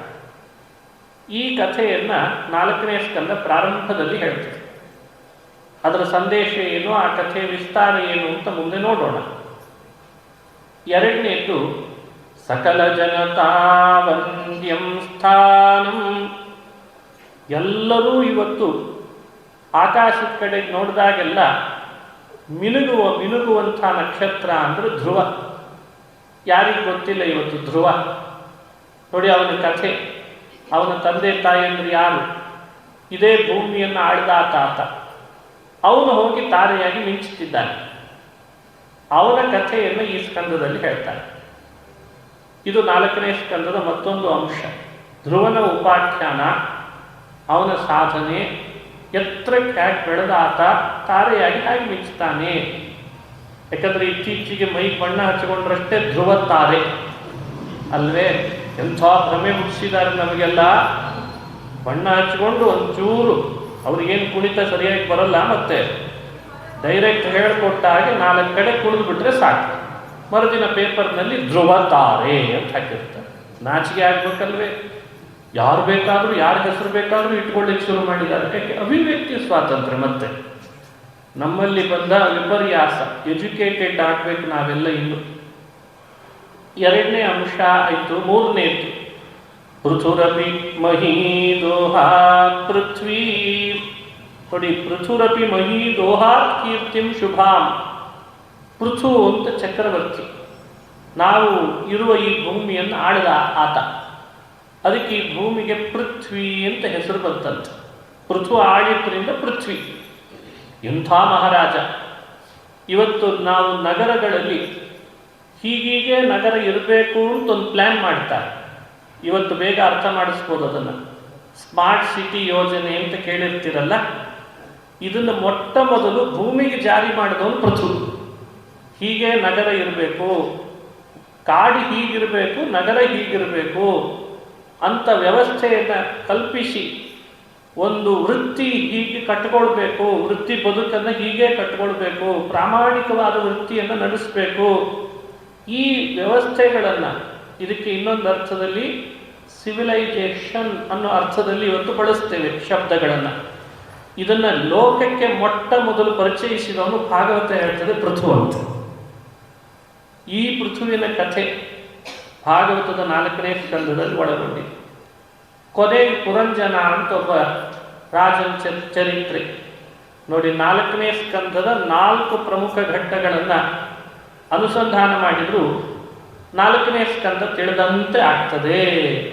4ನ್ನು ನೆನಪಿಟ್ಟುಕೊಳ್ಳ್ರಿ, ಭಾಗವತದ 4 ನೆನಪಿರ್ತದೆ ಅಂತ ಅರ್ಥ. ಇಷ್ಟೋ ತನಕ ಹೇಳಿದ್ದು ಮುಖ್ಯಾಂಶ. ಈಗೆಲ್ಲ ಆ ಪದ್ಧತಿಯಲ್ಲಿ ನಮ್ಮನ್ನು ಟ್ರೈನ್ ಮಾಡಿದ್ದಾರೆ ಹಿರಿಯರೆಲ್ಲ. ವಾರ್ತೆಗಳ ಮುಖ್ಯಾಂಶ ಹೇಳಿ ವಾರ್ತೆಗಳ ವಿವರಣೆ ಅಂತ ಕೊಡ್ತಾರೆ. ಆ ರೀತಿ ನೋಡೋದಾದರೆ ಮೊದಲನೇ ಮುಖ್ಯಾಂಶ ನೋಡಿ ವಿವರಣೆಯನ್ನು ಚಿಂತಿಸ್ಬೋದು. ಪಶುಪತಿರಪಿ ಪ್ರೇಕ್ಷಾ ದಕ್ಷೋ ಅವಾಪ ಯಥೋ ನೋಡಿ, ಆ ಮಾತಲ್ಲಿ ಆ ಅರ್ಥವನ್ನು ತಿಳಿಸ್ತಾರೆ. ಪ್ರೇಕ್ಷಾ ದಕ್ಷ, ದಕ್ಷ ಅಂತ ಅವನಿಗೆ ಹೆಸರು ಬಂತು. ಸೃಷ್ಟಿ ಮಾಡೋದರಲ್ಲಿ ಬಹಳ ಸಮರ್ಥನಾದ್ದರಿಂದ ಅವನಿಗೆ ದಕ್ಷ ಅಂತ ನಾಮ. ಬ್ರಹ್ಮದೇವರ ಮಗನೂ ಆಗಿದ್ದ ಮೊದಲು. ಅವನಿಗೆ 60 ಜನ ಕನ್ಯೆಯರು ಹುಟ್ಟಿದ್ರು ಅಂತ ಕಥೆ ಪ್ರಾರಂಭ ಆಗ್ತದೆ. ಮಧ್ಯದಲ್ಲಿ 1-2 ವಿಷಯಗಳನ್ನು ವಿವರಣೆ ಮಾಡ್ತಾರೆ ಹಿಂದಿನ ಸ್ಕಂಧಕ್ಕೆ ಸಂಬಂಧಪಟ್ಟಂತೆ. ನಮ್ಮಲ್ಲೆಲ್ಲ ಸ್ಕಂಧದಿಂದ ಸ್ಕಂಧಕ್ಕೆ, ಅಧ್ಯಾಯದಿಂದ ಅಧ್ಯಾಯಕ್ಕೆ ಮಧ್ಯದಲ್ಲಿ ಒಂದು ಸಂಬಂಧವನ್ನು ವಿವರಣೆ ಮಾಡ್ತಾರೆ. ಹಿಂದಿಂದಕ್ಕೆ ಇಲ್ಲೇನು ಸಂಬಂಧ ಇಲ್ಲ ಅಂತ ತಿಳಿಬಾರ್ದು. ಒಂದು ಎಪಿಸೋಡ್ನಿಂದ ಇನ್ನೊಂದು ಎಪಿಸೋಡ್ ಕಮಿಂಗ್ ಸೂನ್ ಬರ್ಬೇಕಾ ಬೇಡ? ಇವನಿಗೆ ಇಷ್ಟು ಬುದ್ಧಿ ಇದೆ ಅಂದರೆ ವೇದವ್ಯಾಸರಿಗೆ ಎಷ್ಟಿರಬೇಕ? ವ್ಯಾಸರಂಥ ಡೈರೆಕ್ಷನ್ ಜಗತ್ತಿನಲ್ಲಿ ಯಾರೂ ಮಾಡಲಾರ. ಆ ರೀತಿ ವ್ಯತ್ಯಾಸ ಇಷ್ಟೇ, ಇವರು ಅಡ್ವರ್ಟೈಸ್ಮೆಂಟ್ ಕೊಡ್ತಾರೆ, ಅವ್ರು ಕೊಡಲ್ಲ. ಹಾಗಾಗಿ ವ್ಯಾಸರ ಡೈರೆಕ್ಷನ್ನಿಗೆ ಬೆಲೆ ಜಾಸ್ತಿ. ಅವರಿಗೆ ಯಾರು ಭಾರತ ರತ್ನ ಕೊಡೋರು ಇಲ್ಲ, ಅವರೇ ಇನ್ನೊಬ್ರಿಗೆ ಕೊಡಬೇಕಷ್ಟೆ. ಅಂಥ ಅದ್ಭುತವಾದ ಅವರ ರಚನೆ ಸ್ವಲ್ಪವೂ ಹಿಂದೆ ಮುಂದೆ ಆಗಲಿಕ್ಕಿಲ್ಲ. ಅಷ್ಟು ಚೆನ್ನಾಗಿ ಎಡಿಟಿಂಗ್ ವರ್ಕ್ ಮಾಡ್ತಾರೆ. ಪದಗಳನ್ನು ಸೇರಿಸುವಾಗ, ಕಾಂಪೋಸಿಟ್ ಪದಗಳನ್ನು ಸೇರಿಸುವಾಗ, ಶ್ಲೋಕಗಳನ್ನು ರಚಿಸುವಾಗ ಹಿಂದೆ ಮುಂದೆ ಅವುಗಳ ವ್ಯತ್ಯಾಸ ಆಗದಂತೆ ಕಥೆಗಳನ್ನು ಹೆಣೆಯುವಾಗ, ಹೇಳುವ ಕಥೆಗಳಲ್ಲಿ ದೃಷ್ಟಾಂತಗಳನ್ನು, ಎಕ್ಸಾಂಪಲ್ಸನ್ನು ಕೊಡುವಾಗ ಸ್ವಲ್ಪವೂ ವ್ಯತ್ಯಾಸ ಮಾಡಲ್ಲ. ಅದು ಅಶ್ಲೀಲ ದೃಷ್ಟಾಂತ ಆದರೆ ಮತ್ತು ಆಭಾಸ ಆಗ್ತದೆ. ಅಶ್ಲೀಲ ದೃಷ್ಟಾಂತ ಕೊಡಲ್ಲ. ಆ ರೀತಿ ಎಕ್ಸಾಂಪಲ್ಸನ್ನು ಕೊಡೋದ್ರ ಮೂಲಕ ಒಂದು ಕಥೆಯನ್ನು, ಅಲ್ಲೊಂದು ತತ್ವವನ್ನು ಒಳಗೊಂಡು ಮನುಷ್ಯರನ್ನು ಸರಳವಾದ ರೀತಿಯಲ್ಲಿ ಅವರು ಮುನ್ಮುಂದೆ ಸಾಗಿಸ್ತಾರೆ.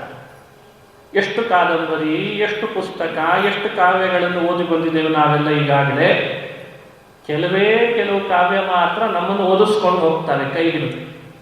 ಕೆಲವು ಪುಸ್ತಕವನ್ನು ನಾವೇ ಬಲವಂತ ಎಳಿಬೇಕಾಗ್ತದೆ. ವ್ಯಾಸರ ಗ್ರಂಥಗಳು ಹಾಗಲ್ಲ. ಅವು ಒಂದು ಸ್ವಲ್ಪ ಕೈ ಹಿಡಿದ್ರೆ ಸಾಕು, ಆ ಭಾಗವತ ನಮ್ಮನ್ನು ತಾನಾಗೆ ಕರ್ಕೊಂಡು ಹೋಗ್ತದೆ ಸಂಗತವಾಗಿ. 3ನೇ ಸ್ಕಂಧ ಕೇಳುವಾಗ ಸ್ವಯಂಭೂಮನು ಅಂತ ಒಬ್ಬ ಬ್ರಹ್ಮದೇವರ ಮಗ, ಅವನ ಪತ್ನಿ ಶತರೂಪ, ಇಡೀ ಸೃಷ್ಟಿಯ ಕರ್ತೃಗಳಲ್ಲಿ ಇವರನ್ನು ಸೇರಿಸ್ತಾರೆ. ಮಾನವ ಕುಲ ಲೋಕದಲ್ಲಿ ಬಂದದ್ದೇ ಈ ಮನುವಿನಿಂದ. ಅವನ ಮೂಲಕ ಜಗತ್ತಿಗೆಲ್ಲ ಮನುಸ್ಮೃತಿ ಅಂತ ಬಂತು. ಮಾನವ ಕುಲದ ಮೂಲ ಪುರುಷ, ಪ್ರಥಮ ಪ್ರಜೆ ಅಂತ ಹೇಳ್ತಾರೆ, ಮೇಯರ್ ಅಂತ ಅನ್ಬೇಕಲ್ವ ಇವತ್ತಿನ ಭಾಷೆಯಲ್ಲಿ. ರಾಷ್ಟ್ರಪತಿ ಪ್ರಥಮ ಪ್ರಜೆ ಅಂದರೆ ರಾಷ್ಟ್ರಪತಿ. ಹಾಗೆ ಆ ಸ್ವಯಂಭೂ ಮನುವನ್ನು ಚತುರ್ಮುಖ ಬ್ರಹ್ಮದೇವರು ಲೋಕಕ್ಕೆ ಕೊಟ್ಟರು. ಅವನ ಮೂಲಕ ಶತರೂಪಾಳಲ್ಲಿ 5 ಜನ ಮಕ್ಕಳನ್ನು ಪಡೆದ್ರಂತೆ.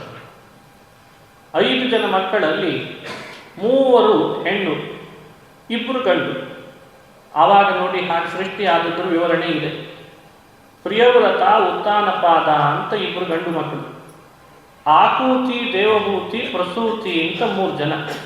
ಹೆಸರಾದರೂ ಇತ್ತೀಚೆಗೆ ತಮ್ಮ ಮಕ್ಕಳಿಗೆ ಇಡೋ ಪ್ರಯತ್ನ ಮಾಡ್ಬೋದು. ಇದನ್ನ ಹೆಣ್ಮಕ್ಳು ಹುಟ್ಟಿದ್ರೆ ಆಕೂತಿ, ದೇವಭೂತಿ, ಪ್ರಸೂತಿ ಅಂತ ಎಂಥ ಅದ್ಭುತವಾದ ಹೆಸರು. ಪ್ರಿಯವ್ರತ, ಉತ್ತಾನಪಾದ, ಬಹಳ ಅರ್ಥಗರ್ಭಿತವಾದ ಹೆಸರುಗಳಿವೆಲ್ಲ. ಅದರಲ್ಲಿ ಆತ ಸ್ವಯಂಭೂಮನು ತನಗೆ ಹುಟ್ಟಿದ 3 ಕನ್ಯೆಯರನ್ನ ವಿವಾಹ ಮಾಡಿಕೊಟ್ಟ. ಯಾರೊಟ್ಟಿಗೆ ವಿವಾಹ ಮಾಡಿಸಿದ? ಆಕೂತಿಂ ರುಚಯೇ ಪ್ರಾದಾದಪಿ ಭ್ರಾತೃಮತೀಂ ನೃಪಃ. ಆಕೂತಿ ದೇವಿಯನ್ನ ರುಚಿ ಅಂತ ಒಬ್ಬ ಪ್ರಜಾಪತಿಗೆ ಕೊಟ್ಟು ಮದುವೆ ಮಾಡಿಸಿದ. ಅವರಿಬ್ಬರು ದಂಪತಿಗಳಾದರೂ. ಅವರಲ್ಲಿ ದೇವರೇ ಅವತಾರ ಮಾಡಿದ ಯಜ್ಞ ಅಂತ. ಇನ್ನೊಬ್ಬಳು ಮಗಳಿದ್ಲು ಸ್ವಯಂಭೂಮನುವಿಗೆ, ಪ್ರಸೂತಿ, ಮತ್ತೊಬ್ಬಳು ದೇವಭೂತಿ. ಅದರಲ್ಲಿ ದೇವಭೂತಿಯನ್ನ ಕರ್ದಮ ಅನ್ನೋ ಪ್ರಜಾಪತಿಗಳ ಜೊತೆಗೆ ವಿವಾಹ ಮಾಡಿಸಿದ. ಅಲ್ಲಿಯೂ ಕಪಿಲನಾಗಿ ದೇವರು ಅವತಾರ ಮಾಡಿದ ಅಂತ ಕಥೆ 3ನೇ ಸ್ಕಂದದಲ್ಲಿ ಕೇಳಿದ್ವಿ ನಾವು. ಇನ್ನೊಬ್ಬಳು ಇದ್ಲು ಪ್ರಸೂತಿ, ಅವಳನ್ನು ದಕ್ಷನಿಗೆ ಕೊಟ್ಟು ಮದುವೆ ಮಾಡಿಸಿದ. ದಕ್ಷ ಪ್ರಸೂತಿ ದಂಪತಿಗಳಾದರೂ. ಬ್ರಹ್ಮದೇವರ ಆದೇಶದಂತೆ ಆಗ ಸೃಷ್ಟಿ ನಡಿಬೇಕಿತ್ತು, ಪ್ರಜಾಸಂತತಿ ವೃದ್ಧಿ ಆಗಬೇಕಿತ್ತು. ಹಾಗಾಗಿ ಆತ ಪ್ರಜಾಸಂತತಿ ಸ್ತ್ರೀಯರಿಂದ ಆಗ್ತದೆ ಅಂತ 60 ಕನ್ಯೆಯರನ್ನು ಪಡೆದಂತೆ. 60 ಜನ ಹೆಣ್ಣು ಮಕ್ಕಳನ್ನು ದಕ್ಷ ಸೃಷ್ಟಿ ಮಾಡಿದ್ದಾನೆ ಪ್ರಸೂತಿ ದೇವಿಯಲ್ಲಿ. 60ರಲ್ಲಿ 27 ಜನರನ್ನು ಚಂದ್ರನಿಗೆ ಕೊಟ್ಟು ಮದುವೆ ಮಾಡಿಸಿದ. ಅಶ್ವಿನಿ, ಭರಣಿ, ಕೃತಿಕಾ, ರೋಹಿಣಿ, ಮೃಗಶಿರ, ಆರ್ದ್ರ, ಪುನರ್ವಸು ಎಲ್ಲ ಸ್ತ್ರೀಯರ ಹೆಸರುಗಳು. ಅಲ್ಲಿರೋದೆಲ್ಲ ಸ್ತ್ರೀಯರು. ಹೀಗೆ ದಕ್ಷ ತನ್ನ 27 ಮಕ್ಕಳನ್ನು ಚಂದ್ರನಿಗೆ ವಿವಾಹ ಮಾಡಿ ಕೊಟ್ಟು ಚಂದ್ರನನ್ನು ಅಳಿಯನನ್ನು ಮಾಡಿಕೊಂಡ. 10 ಜನರನ್ನು ಯಮಧರ್ಮರಾಜನಿಗೆ ವಿವಾಹ ಮಾಡಿಸಿದ. ಹಾಗಾಗಿ ಯಮನೂ ಕೂಡ ದಕ್ಷ ಪ್ರಜಾಪತಿಗೆ ಅಳಿಯನಾಗಬೇಕು ಅಂತ ಹೇಳ್ತದೆ. ಕಶ್ಯಪ ಅಂತ ಮತ್ತೊಬ್ಬ ಪ್ರಜಾಪತಿಗಳು, ಋಷಿಗಳು 13 ಜನರನ್ನು ಅವರಿಗೆ ವಿವಾಹ ಮಾಡಿಕೊಟ್ಟ. ದಿತಿ, ಅದಿತಿ, ಧನು, ಕರ್ತೃ, ಕೀಕಸ, ವಿನತ ಅವರ ಹೆಸರುಗಳನ್ನು ಉಲ್ಲೇಖ ಮಾಡ್ತಾರೆ. ಅವರಲ್ಲಿ ಸಂತತಿ ವೃದ್ಧಿ ಆಯಿತು. ದಿತಿಯಲ್ಲಿ ಹುಟ್ಟಿದವರೆಲ್ಲ ದೈತ್ಯರು ಅಂತಾದರು. ಅದಿತಿಯಲ್ಲಿ ಹುಟ್ಟಿದವರೆಲ್ಲ ಆದಿತ್ಯರು ಅಂತಾದರು. ಧನುವಿನಲ್ಲಿ ಹುಟ್ಟಿದವರೆಲ್ಲ ದಾನವರು ಅಂತ. ಹೀಗೆ ಸಂತತಿ ವೃದ್ಧಿ ಆಯಿತು ಅಂತ ಹೇಳ್ತಾರೆ. ಕರ್ತೃನಲ್ಲಿ ಹುಟ್ಟಿದವರು ಹಾವು, ಚೇಳು ಇವುಗಳೆಲ್ಲ ಅವಳಲ್ಲಿ ಹುಟ್ಟಿ ಬಂದುವಂತೆ. ಹೀಗೆ ಕಶ್ಯಪರಿಂದಲೇ ಈ ಲೋಕದಲ್ಲಿ ಸಂತತಿ ವೃದ್ಧಿಯಾಗಿದೆ ಅಂತ ವಿವರಣೆ ಮಾಡ್ತಾರೆ. ಹೀಗೆ ಅವನಿಗೆ 60 ಕನ್ಯೆಯರನ್ನು ದಾನ ಮಾಡಬೇಕು, ಅರ್ಥಾತ್ ವಿವಾಹ ಮಾಡಿಸ್ಬೇಕು. ಇತ್ತೀಚೆಗೆ ಕನ್ಯಾದಾನ ಅಂದರೆ ಕೆಲವರಿಗೆ ಸಿಟ್ಟು ಬರಲಿಕ್ಕೆ ಶುರುವಾಗಿದೆ. ಅದಕ್ಕೆ ಯಾಕೆ ದಾನ ಅಂತೀರಿ, ಸಮಾನ ಹಕ್ಕು ಕಿತ್ತುಕೊಳ್ತೀರಿ ನೀವು ಅಂತ. ಬಹಳ ಬುದ್ಧಿವಂತರಿಗೆ ಹೇಳೋದು ಬಹಳ ಕಷ್ಟ. ಏನು ಗೊತ್ತಿಲ್ಲದೆ ಇದ್ದವ್ರಿಗೆ ಬೇಗ ವಿವರಣೆ ಕೊಡ್ಬೋದು. ಭಾರತೀಯ ಪ್ರಜೆಗಳಾಗಿ ಆಸ್ತಿಕ ಗೊಬ್ಬರ ಹಾಕಿ ಬೆಳೆಸಬೇಕಾದಂತಹ ಈ ಭೂಮಿಯಲ್ಲಿ ನಾಸ್ತಿಕ ಗೊಬ್ಬರ ಹಾಕಿ ಬೆಳೆಸಲಿಕ್ಕೆ ಶುರು ಮಾಡಿದ್ದೇವೆ. ಆದ್ದರಿಂದ ವಿವರಣೆ ಕೊಡೋದು ಕಠಿಣ ಕೆಲವರಿಗೆ. ಇಂಥ ಅದ್ಭುತವಾದ ವಿಷಯಗಳನ್ನು ತಿಳ್ಕೊಳ್ಬೇಕು. ಹೀಗೆ ಆತ ಕನ್ಯೆಯರನ್ನು ಪಡೆದು ಸಂತತಿ ವೃದ್ಧಿ ಮಾಡೋದರಲ್ಲಿ ಮೊದಲಿಗನಾದ ದಕ್ಷ. ಅಂಥ ದಕ್ಷನಿಗೆ ಕೊನೇ ಮಗಳು, 60ರಲ್ಲಿ ಕೊನೇ ಮಗಳು ಸತಿ. ಬಹಳ ಪ್ರೀತಿ ಅವಳ ಮೇಲೆ. ಅವಳನ್ನು ಬ್ರಹ್ಮದೇವನು ಹೇಳಿದ್ದಕ್ಕೆ ಬ್ರಹ್ಮನ ಮಾತಿನಂತೆ ಶಿವನಿಗೆ ವಿವಾಹ ಮಾಡಿಕೊಟ್ಟ ಅಂತ ಕಥೆ ಬರ್ತದೆ. 4ನೇ ಸ್ಕಂದದಲ್ಲಿ ಪ್ರಾರಂಭದಲ್ಲಿ 1-2 ವಿಷಯಗಳು, ಅವಾಂತರ ವಿಷಯಗಳು ಬರ್ತಾವೆ. ಅವುಗಳನ್ನು ಅನುಸಂಧಾನ ಮಾಡಬೇಕು. ಅನಸೂಯ ಅಂತ, ಅನಸೂಯಾಳನ್ನು ಕರ್ದಮ ಋಷಿಗಳು ಅತ್ರಿ ಋಷಿಗಳಿಗೆ ವಿವಾಹ ಮಾಡಿ ಕೊಟ್ರಂತೆ. ಅವರಿಗೆ 9 ಜನ ಮಕ್ಕಳು ಹುಟ್ಟಿದ್ರು ಕರ್ದಮ ಋಷಿಗಳಿಗೆ ದೇವಭೂತಿಯಲ್ಲಿ. ಅದರಲ್ಲಿ ಅನಸೂಯಾದೇವಿಯನ್ನು ಅತ್ರಿಗಳಿಗೆ ವಿವಾಹ ಮಾಡಿಕೊಟ್ರೆ ಅತ್ರಿ ಋಷಿಗಳು ತಪಸ್ಸು ಮಾಡ್ತಾರೆ, ಸಂತತಿ ಆಗಬೇಕು ಅಂತ ಅಪೇಕ್ಷೆಯಿಂದ. ಭಗವಂತ ತಾನೊಬ್ಬನೇ ಅವರಿಗೆ ಪ್ರಕಟನಾಗದೆ ಅವರ ತಪಸ್ಸಿಗೆ ಮೆಚ್ಚಿ 3 ಪ್ರಕಟರಾದ್ರಂತೆ. ಒಂದೆಡೆ ತಾನು ಬಂದ ವಿಷ್ಣು, ಮತ್ತೊಂದೆಡೆ ಬ್ರಹ್ಮ ಬಂದ, ಅಲ್ಲೇ ಮತ್ತೆ ಪುನಃ ಶಿವನೂ ಬಂದ. ಅತ್ರಿ ಋಷಿಗಳಿಗೆ ಆಶ್ಚರ್ಯ ಆಯಿತು. ನಾನು ಕರೆದದ್ದು ಒಬ್ಬರನ್ನೇ, 3 ಯಾಕೆ ಬಂದ್ರಿ ಅಂದರು. ಹೀಗೆಲ್ಲ ಕೇಳಲಿಕ್ಕೆ ಅವಕಾಶ ಇರ್ತಿತ್ತು ಹಿಂದೆ. ದೇವರನ್ನ ಮಾತಾಡಿಸುವ ಶಕ್ತಿ ಇತ್ತು ಅವರಿಗೆ. ಈಗ ಯಾವುದೋ ಒಂದು ದೇಶಕ್ಕೆ ವಿಡಿಯೋ ಕಾಲ್ ಮಾಡಿದರೆ ಬಹಳ ಮುಂದುವರೆದಿದ್ದೇವೆ ಅಂತ. ಈ ವಿಡಿಯೋ ಕಾಲ್ನಲ್ಲಿ ಯಾರಾದರೂ ದೇವತೆಗಳನ್ನು ಕರೆಸಿದ್ರೆ ನೋಡ್ತೇನೆ, ಅಷ್ಟು ಕಂಡುಹಿಡ್ದಿಲ್ಲ ಅಂತ ಒಪ್ಕೋಬೇಕಲ್ಲ ನಾವಿನ್ನು. ಆವಾಗ ಅವರ ಶಕ್ತಿ ಹಾಗಿತ್ತು.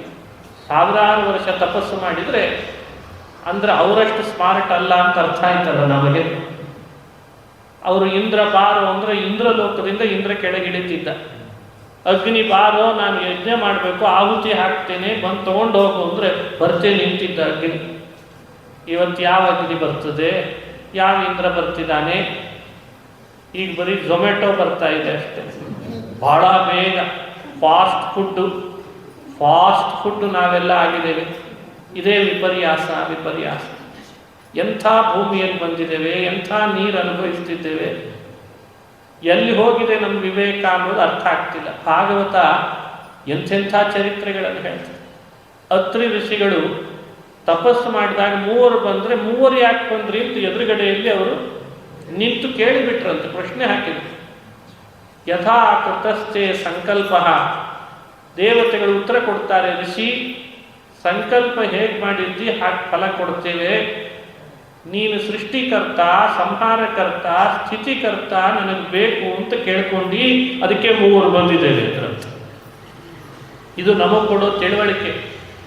ನಮ್ಮ ಬದುಕಿನಲ್ಲಿ ನಾವು ಮಾಡುವ ಸಂಕಲ್ಪ ಹೇಗಿರ್ತದೋ ಫಲ ಹಾಗೇ ಸಿಗ್ತದೆ ಅನ್ನಲಿಕ್ಕೆ ಇದೊಂದು ಸಂದೇಶ. ನೋಡಿ, ಭಾಗವತದ 4ನೇ ಸ್ಕಂದದ ಪ್ರಾರಂಭದಲ್ಲೇ ಈ ವಿಷಯ ಬಂತು. ನಮ್ಮ ಬದುಕಿನ ಸಂಕಲ್ಪ ಎಷ್ಟು ಕ್ಯಾಲ್ಕುಲೇಟೆಡ್ ಆಗಿರಬೇಕು ಅನ್ನಲಿಕ್ಕೂ ಇದೊಂದು ದೊಡ್ಡ ಸಂದೇಶ.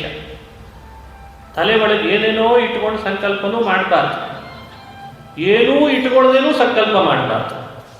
ಮನುಷ್ಯ ಇವತ್ತು ಫೇಲ್ ಆಗ್ತಾ ಇರೋದ್ರ ಹಿಂದೆ ಇದು ಒಂದು ಕಾರಣ. ತನಗೆ ತಿಳುವಳಿಕೆ ಬಂದ ಹಾಗೆ ಗೋಲ್ ಇಟ್ಕೊಳ್ತಾ ಇಲ್ಲ.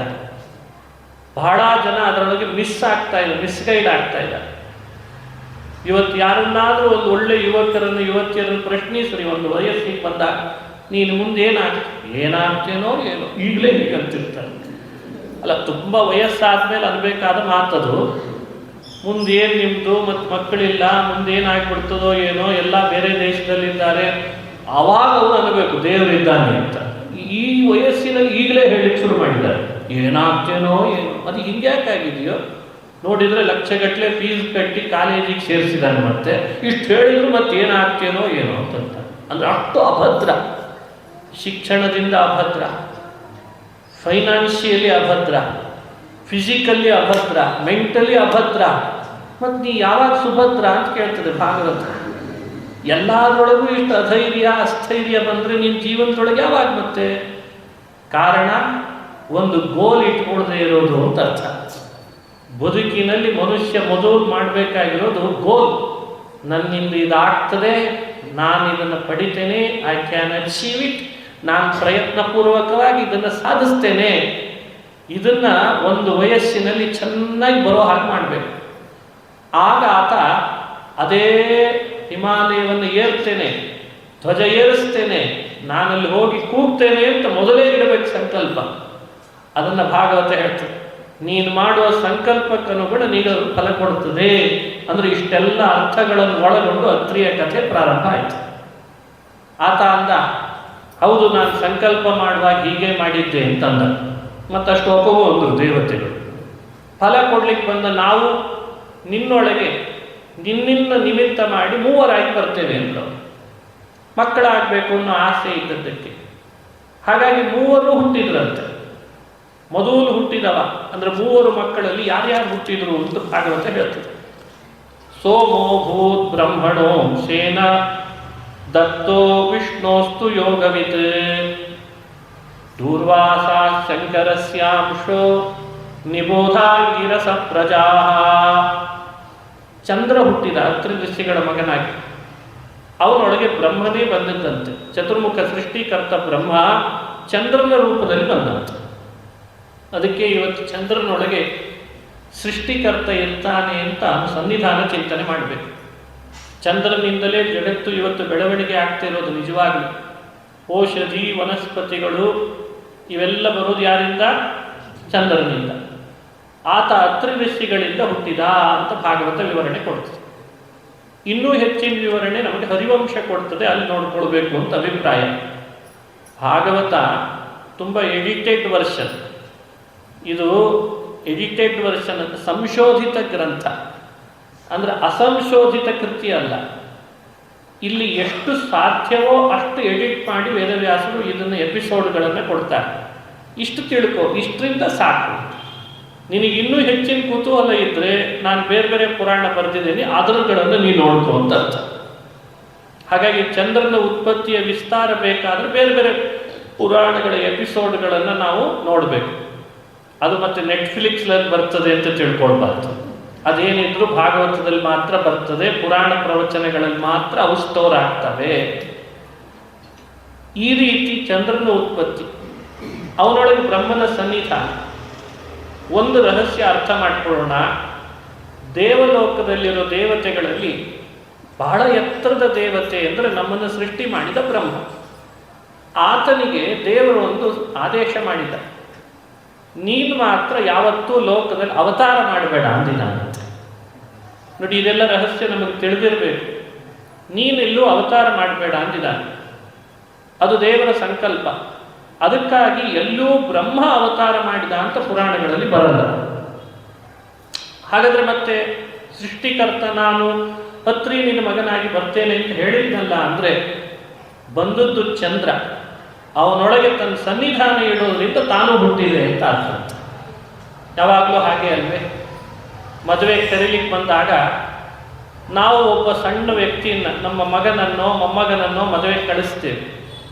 ಕಳಿಸಿದ ಮೇಲೆ ನೀವು ಬರಲಿಲ್ಲಲ್ಲ ಅಂತ ಕೇಳಿದ್ರೆ ಏನು ಉತ್ತರ ಕೊಡ್ತೀವಿ? ನಮ್ಮ ಮೊಮ್ಮಗ ಬಂದಿದ್ದಲ್ಲ, ನಾವು ಬಂದ ಹಾಗೆ ಅಂತ ಉತ್ತರ ಕೊಡ್ತೇವೋ ಇಲ್ವೋ? ಲೋಕದ ವ್ಯವಸ್ಥೆ ಅದು. ಹಾಗೆ ಚಂದ್ರ ಬಂದಲ್ಲ, ನಾನು ಬಂದೆ ಅಂದ್ರಂತೆ ಬ್ರಹ್ಮದೇವರು. ಹಾಗಾಗಿ ಚಂದ್ರನೊಳಗೆ ನನ್ನ ಸನ್ನಿಧಾನ ಇಟ್ಟಿದ್ದೇನೆ, ನಿನಗೆ ವರ ಕೊಟ್ಟದ್ದು ಸುಳ್ಳಾಗಿಲ್ಲ, ನಾನೇ ಮಗನಾಗಿದೆ ನೋಡು ಅತ್ರಿ ಅಂತ ಬ್ರಹ್ಮನೇ ಮಗನಾಗಿ ಬಂದ ಅಂತ ಪುರಾಣ ಹೇಳ್ತದೆ. ಹಾಗಾಗಿ ಬ್ರಹ್ಮಣೋ ನಾವತಾರೋಸ್ತಿ ಸನ್ನಿಧಾನಂತೂ ಕೇವಲಂ ಅಂದರೆ ಈ ಅರ್ಥದಲ್ಲಿ ಭಗವತ್ಪಾದರು ಚಿಂತನೆ ಮಾಡಿಸ್ತಾರೆ. ದೇವಲೋಕದ ಕೆಲವು ದೇವತೆಗಳಿಗೆ ಭೂಮಿಯಲ್ಲಿ ಅವತಾರ ಮಾಡಲ್ಲ, ಅದು ಅವರ ಸಂಕಲ್ಪ, ಅದು ದೇವರ ಸಂಕಲ್ಪ. ದೇವತೆಗಳು ಆ ಬಹಳಷ್ಟು ಕಟ್ಟುಪಾಡುಗಳಿಗೆ ಒಳಗಾಗಿದ್ದಾರೆ. ಈ ರಹಸ್ಯವನ್ನು ಅರ್ಥ ಮಾಡಿಸ್ಲಿಕ್ಕೆ ಬಂದದ್ದು ಭಾಗವತ. ನಮಗೇನು ಅನಿಸಿದೆ? ದೇವಲೋಕ, ಗ್ರಹಲೋಕ, ನಕ್ಷತ್ರ ಲೋಕ, ಅಲ್ಲಿ ವಾಸ ಮಾಡುವವರಿಗೆ ಯಾರಿಗೂ ಕಟ್ಟುಪಾಡುಗಳು ಇಲ್ಲ ಅಂತ ಭ್ರಮೆ. ಅವರೇನು ದೇವತೆಗಳು? ಇಂದ್ರ, ಚಂದ್ರ, ಸದಾ ಅಪ್ಸರಾ ಸ್ತ್ರೀಯರು ಬಂದು ಕುಣಿತಿರ್ತಾರೆ.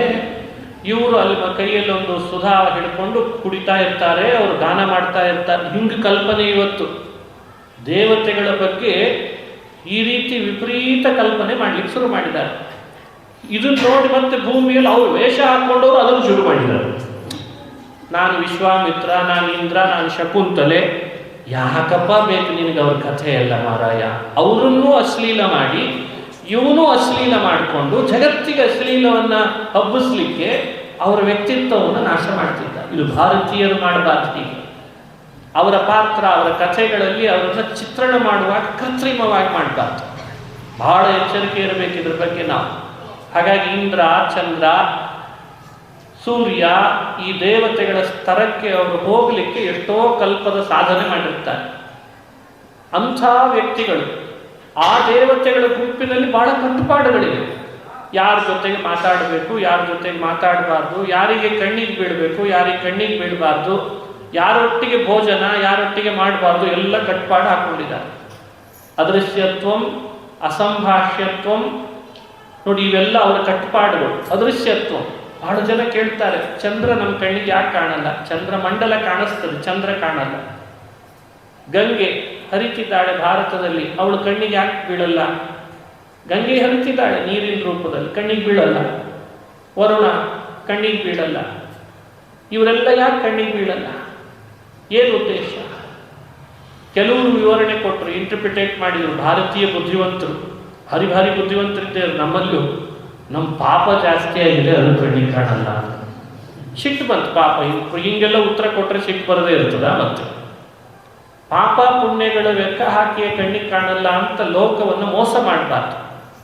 ಅವರೇ ಒಂದು ಕಟ್ಟುಪಾಡು ಹಾಕೊಂಡ್ರಂತೆ, ನಾವು ಇಂಥವ್ರ ಕಣ್ಣಿಗೆ ಕಾಣಬೇಕು, ಕಾಣಬಾರ್ದು ಅಂತ ಹಾಕೊಂಡ್ರಂತೆ. ಅದು ಅವರಿಗೆ ಕಟ್ಟುಪಾಡು. ಅದಕ್ಕೆ ಅದೃಶ್ಯತ್ವಂ ಅಂತಾರೆ. ಅದಕ್ಕೆ ಅದೃಶ್ಯತ್ವ ಅನ್ನೋದು ದೇವತೆಗಳು ತಮ್ಮೊಳಗಿರುವಂತಹ ಒಂದು ಕಟ್ಟುಪಾಡು, ನಿಯಮಕ್ಕೆ ಒಳಪಟ್ಟಿದ್ದಾರೆ. ಇದಕ್ಕೆ ಉದಾಹರಣೆ ಕೊಡೋದಾದರೆ, ನಾವು ನೀವುಗಳೇ ನಮ್ಮ ಮನೆಯಲ್ಲಿ ಕೆಲವರಿಗೆ ನಾವು ಕಾಣಬಾರ್ದು ಅಂತ ಮೊದಲೇ ಯೋಚನೆ ಮಾಡಿರ್ತೀವಿ. ಆವಾಗ ನಾವು ನಮ್ಮದೇ ಆದ ಅಡುಗೆ ಮನೆಯೊಳಗಿದ್ದು ಅವ್ರು ಬಂದು ಕೂಡಲೇ ಹೇಳಿಬಿಡ್ತೀವಿ, ಮನೆಯಲ್ಲಿ ಇಲ್ಲ ಅಂತ ಹೇಳಿಬಿಡು ಅಂತ. ತಣ್ಣಗೆ ಹೋಗ್ಬೇಕು ತಾನೆ ಆತ, ಅವನೇನು ಮನೆ ಒಳಗೆ ಬಂದು ನೋಡ್ಲಿಕ್ಕೆ ಆಗ್ತದ? ಇದು ನಮ್ಮ ಕಟ್ಟುಪಾಡು. ನಾವು ಅವನಿಗೆ ಕಾಣಬಾರ್ದು ಅಂತ ಇಚ್ಛೆ ಪಟ್ವಿ, ನಾವು ಅವನ ಜೊತೆಗೆ ಮಾತಾಡಬಾರ್ದು ಅಂತ ಇಚ್ಛೆ ಪಟ್ವಿ. ಅದಕ್ಕೆ ಕಾರಣ 100 ಇರ್ಬೋದು. ನಾವೇ ಇಷ್ಟು ಕಾಪಾಡ್ಕೊಳ್ತೇವೆ ಅಂದರೆ ದೇವತೆಗಳಿಗೆ ಎಷ್ಟು ದೊಡ್ಡ ಸ್ಥಾನದಲ್ಲಿದ್ದವರು ಎಲ್ಲರ ಜೊತೆಗೆ ನಮಗೆಲ್ಲರ ಒಟ್ಟಿಗೆ ಕಲಿತು ಈ ಕೂಡಲೇ ಮಾತಾಡಿಬಿಡ್ಲಿ, ನಮಗೂ ಕಣ್ಣಿಗೆ ಕಂಡು ಬಿಡ್ಲಿ ಅಂದರೆ ಅವರಿಗೇನು ಮಹತ್ವ ಉಳಿತದೆ ಹೇಳಿ. ಹಾಗಾಗಿ ದೇವತೆಗಳ ಬಗ್ಗೆ ಕಾನ್ಸೆಪ್ಟನ್ನು ಯೋಚಿಸಬೇಕಾದ್ರೆ ಆ ಎತ್ತರದಲ್ಲಿದ್ದವರಿಗೆ ಅಷ್ಟೇ ಕಟ್ಟುಪಾಡುಗಳು ಜಾಸ್ತಿ ಆಗ್ತಾ ಬರ್ತಾವೆ. ಹಾಗಾಗಿ ಎತ್ತರದ ದೇವತೆಗಳಲ್ಲಿ ಬ್ರಹ್ಮ ಎಲ್ಲ ದೇವತೆಗಳಿಗಿಂತ ಎತ್ತರ. ಅದಕ್ಕೆ ಅವನು ಹಾಕಿಕೊಂಡ ಕಟ್ಟುಪಾಡುಗಳು ಏನು ಅಂದರೆ, ನಾವು ಎಲ್ಲರಂತೆ ಬೇರೆ ದೇವತೆಗಳು ಭೂಮಿಯಲ್ಲಿ, ಅರ್ಜುನ ಇಂದ್ರನೇ ಆದ, ಅರ್ಜುನ ತಾನೇ ಇಂದ್ರ ಆದದ್ದು, ಯಮಧರ್ಮ ಯುಧಿಷ್ಠಿರನಾದ, ಮಹಾಭಾರತದ ಕಥೆ ಕೇಳ್ತೀವಿ. ಹಾಗೆ ನಾನು ಮಾತ್ರ ಎಲ್ಲ ದೇವತೆಗಳಂತೆ ಎಲ್ಲರ ಕಾಮನ್ ಪೀಪಲ್ನಂತೆ ಅವತಾರ ಮಾಡಲ್ಲ ಅಂತ ಹಾಕೊಳ್ಳಂತೆ. ಈ ಅರ್ಥದಲ್ಲಿ ಬ್ರಹ್ಮಣೋ ನಾವತಾರೋಸ್ತಿ ಅಂತ. ಕಾಮನ್ ಪೀಪಲ್ ನಾನಲ್ಲ, ನಾನು ಲೋಕವನ್ನು ಸೃಷ್ಟಿ ಮಾಡಿದವ, ನನ್ನದೇ ಆದ ಘನತೆ ಇದೆ, ಅದನ್ನು ಲೋಕ ಅರ್ಥೈಸಿಕೊಳ್ಳಿ, ಈ ಅಭಿಪ್ರಾಯ ಇಟ್ಟುಕೊಂಡು ತನ್ನನ್ನು ತಾನು ಎಲ್ಲ ಕಡೆಯಲ್ಲಿ ಬರದಂತೆ ತಾನೊಂದು ಕಟ್ಪಾಡು ಹಾಕೊಂಡಿದ್ದ. ಅದಕ್ಕೆ ದೇವರ ಇಚ್ಛೆ. ಅದಕ್ಕೆ ಅನುಗುಣವಾಗಿ ಬ್ರಹ್ಮ ಚಂದ್ರನೊಳಗೆ ಸನ್ನಿಧಾನ ಮಾತ್ರ ಇಟ್ಟು ಅತ್ರಿ ಋಷಿಗಳ ಮಗನಾಗಿ ಬಂದ ಅಂತ ತಿಳ್ಕೊಳ್ಳಿ. ಇದನ್ನು ಗೌರವಿಸ್ಬೇಕು ನಾವು ಈ ವಿಷಯವನ್ನು. ಯಾಕೆ ಅಂದರೆ ನಮಗೊಂದು ಸಂದೇಶ ಕೊಡ್ತಾರೆ, ನಿನ್ನ ಬದುಕಿನೊಳಗೆ ನೀನು ಎಷ್ಟು ಎತ್ತೆತ್ರ ಹೋಗ್ತಿ ಅಷ್ಟಷ್ಟು ನೀನು ಸಣ್ಣತನವನ್ನು ಬಿಟ್ಟು ಸಣ್ಣವರ ಜೊತೆಯಲ್ಲಿ ಕಲಿಯೋದು ಬಿಟ್ಟು ದೊಡ್ಡವನಾಗು ಅಂತ ಅರ್ಥ. ಯಾವಾಗಲೂ ರಿಸ್ಟ್ರಿಕ್ಷನ್ ಹಾಕ್ಕೊಡ್ಬೇಕು. ಒಂದು ಹಂತಕ್ಕೆ ಎತ್ತರ ಬೆಳಿಬೇಕಲ್ಲ ಮನುಷ್ಯ, ಇನ್ನೂ ಸಣ್ಣ ಚೀಪ್ ಮೆಂಟಾಲಿಟಿ ಇಟ್ಕೋಬಾರ್ದು ಅಂತಾರೆ. ಅದಕ್ಕೆ ಸಣ್ಣವ್ರ ಜೊತೆಗೆ ಬೆರೆಯೋದು, ಅಶ್ಲೀಲ ಮಾತು, ಅವ್ರ ಜೊತೆಗೆ ಕಲಿಯೋದು, ಅಲ್ಲೇ ಅವ್ರ ಜೊತೆ, ಅದು ಬೇಡ. ಅದು ಒಂದು ಹಂತಕ್ಕೆ ಮಾಡಿರ್ತೀಯ, ಬರ್ತಾ ಸ್ಟ್ಯಾಂಡರ್ಡ್ ಇನ್ಕ್ರೀಸ್ ಆಗಬೇಕೇ ಹೊರತು ಅದು ಕಡಿಮೆ ಆಗಬಾರ್ದು ಅಂತ ಅರ್ಥ. ಹೀಗೆ ಸೃಷ್ಟಿಕರ್ತನಾದ ಬ್ರಹ್ಮ ಕೇವಲ ತನ್ನ ಸನ್ನಿಧಾನ ಮಾತ್ರ ಚಂದ್ರನಲ್ಲಿಟ್ಟು ಚಂದ್ರನ ಮೂಲಕ ಅತ್ರಿ ಋಷಿಗಳ ಮಗನಾಗಿ ಬಂದು, ನೋಡು ಅತ್ರಿ, ನಾನೇ ಸನ್ನಿಧಾನ ಇಟ್ಟು ಬಂದಿದ್ದೇನೆ, ನಿನ್ನ ಮಗನೇ ಆಗಿದ್ದೇನೆ ಅಂತ ಅವನಿಗೆ ಸಮಾಧಾನ ಮಾಡಿದ್ದೇನೆ. ಎರಡನೇ ಮಗನಾದ ಇನ್ನೊಬ್ಬ, ಎರಡನೇ ಅವನು ದುರ್ವಾಸ ದತ್ತೋ ವಿಷ್ಣೋಸ್ತು ಯೋಗವಿತ್. ವಿವರಣೆ ಹೆಚ್ಚಿದೆ. ದತ್ತ ಅಂತ ಭಗವಂತ ಅವತಾರ ಮಾಡಿದ. ಹೆಸರು ದತ್ತ ಕೇಳಿರ್ಬೇಕು, ದತ್ತಾತ್ರೇಯ ಅಂತ. ಅತ್ರಿ ಋಷಿಗಳ ಮಗನಾದ್ರಿಂದ ಆತ್ರೇಯ ಅಂತ ಇವನಿಗೆ ಹೆಸರು ಬಂತಂತ.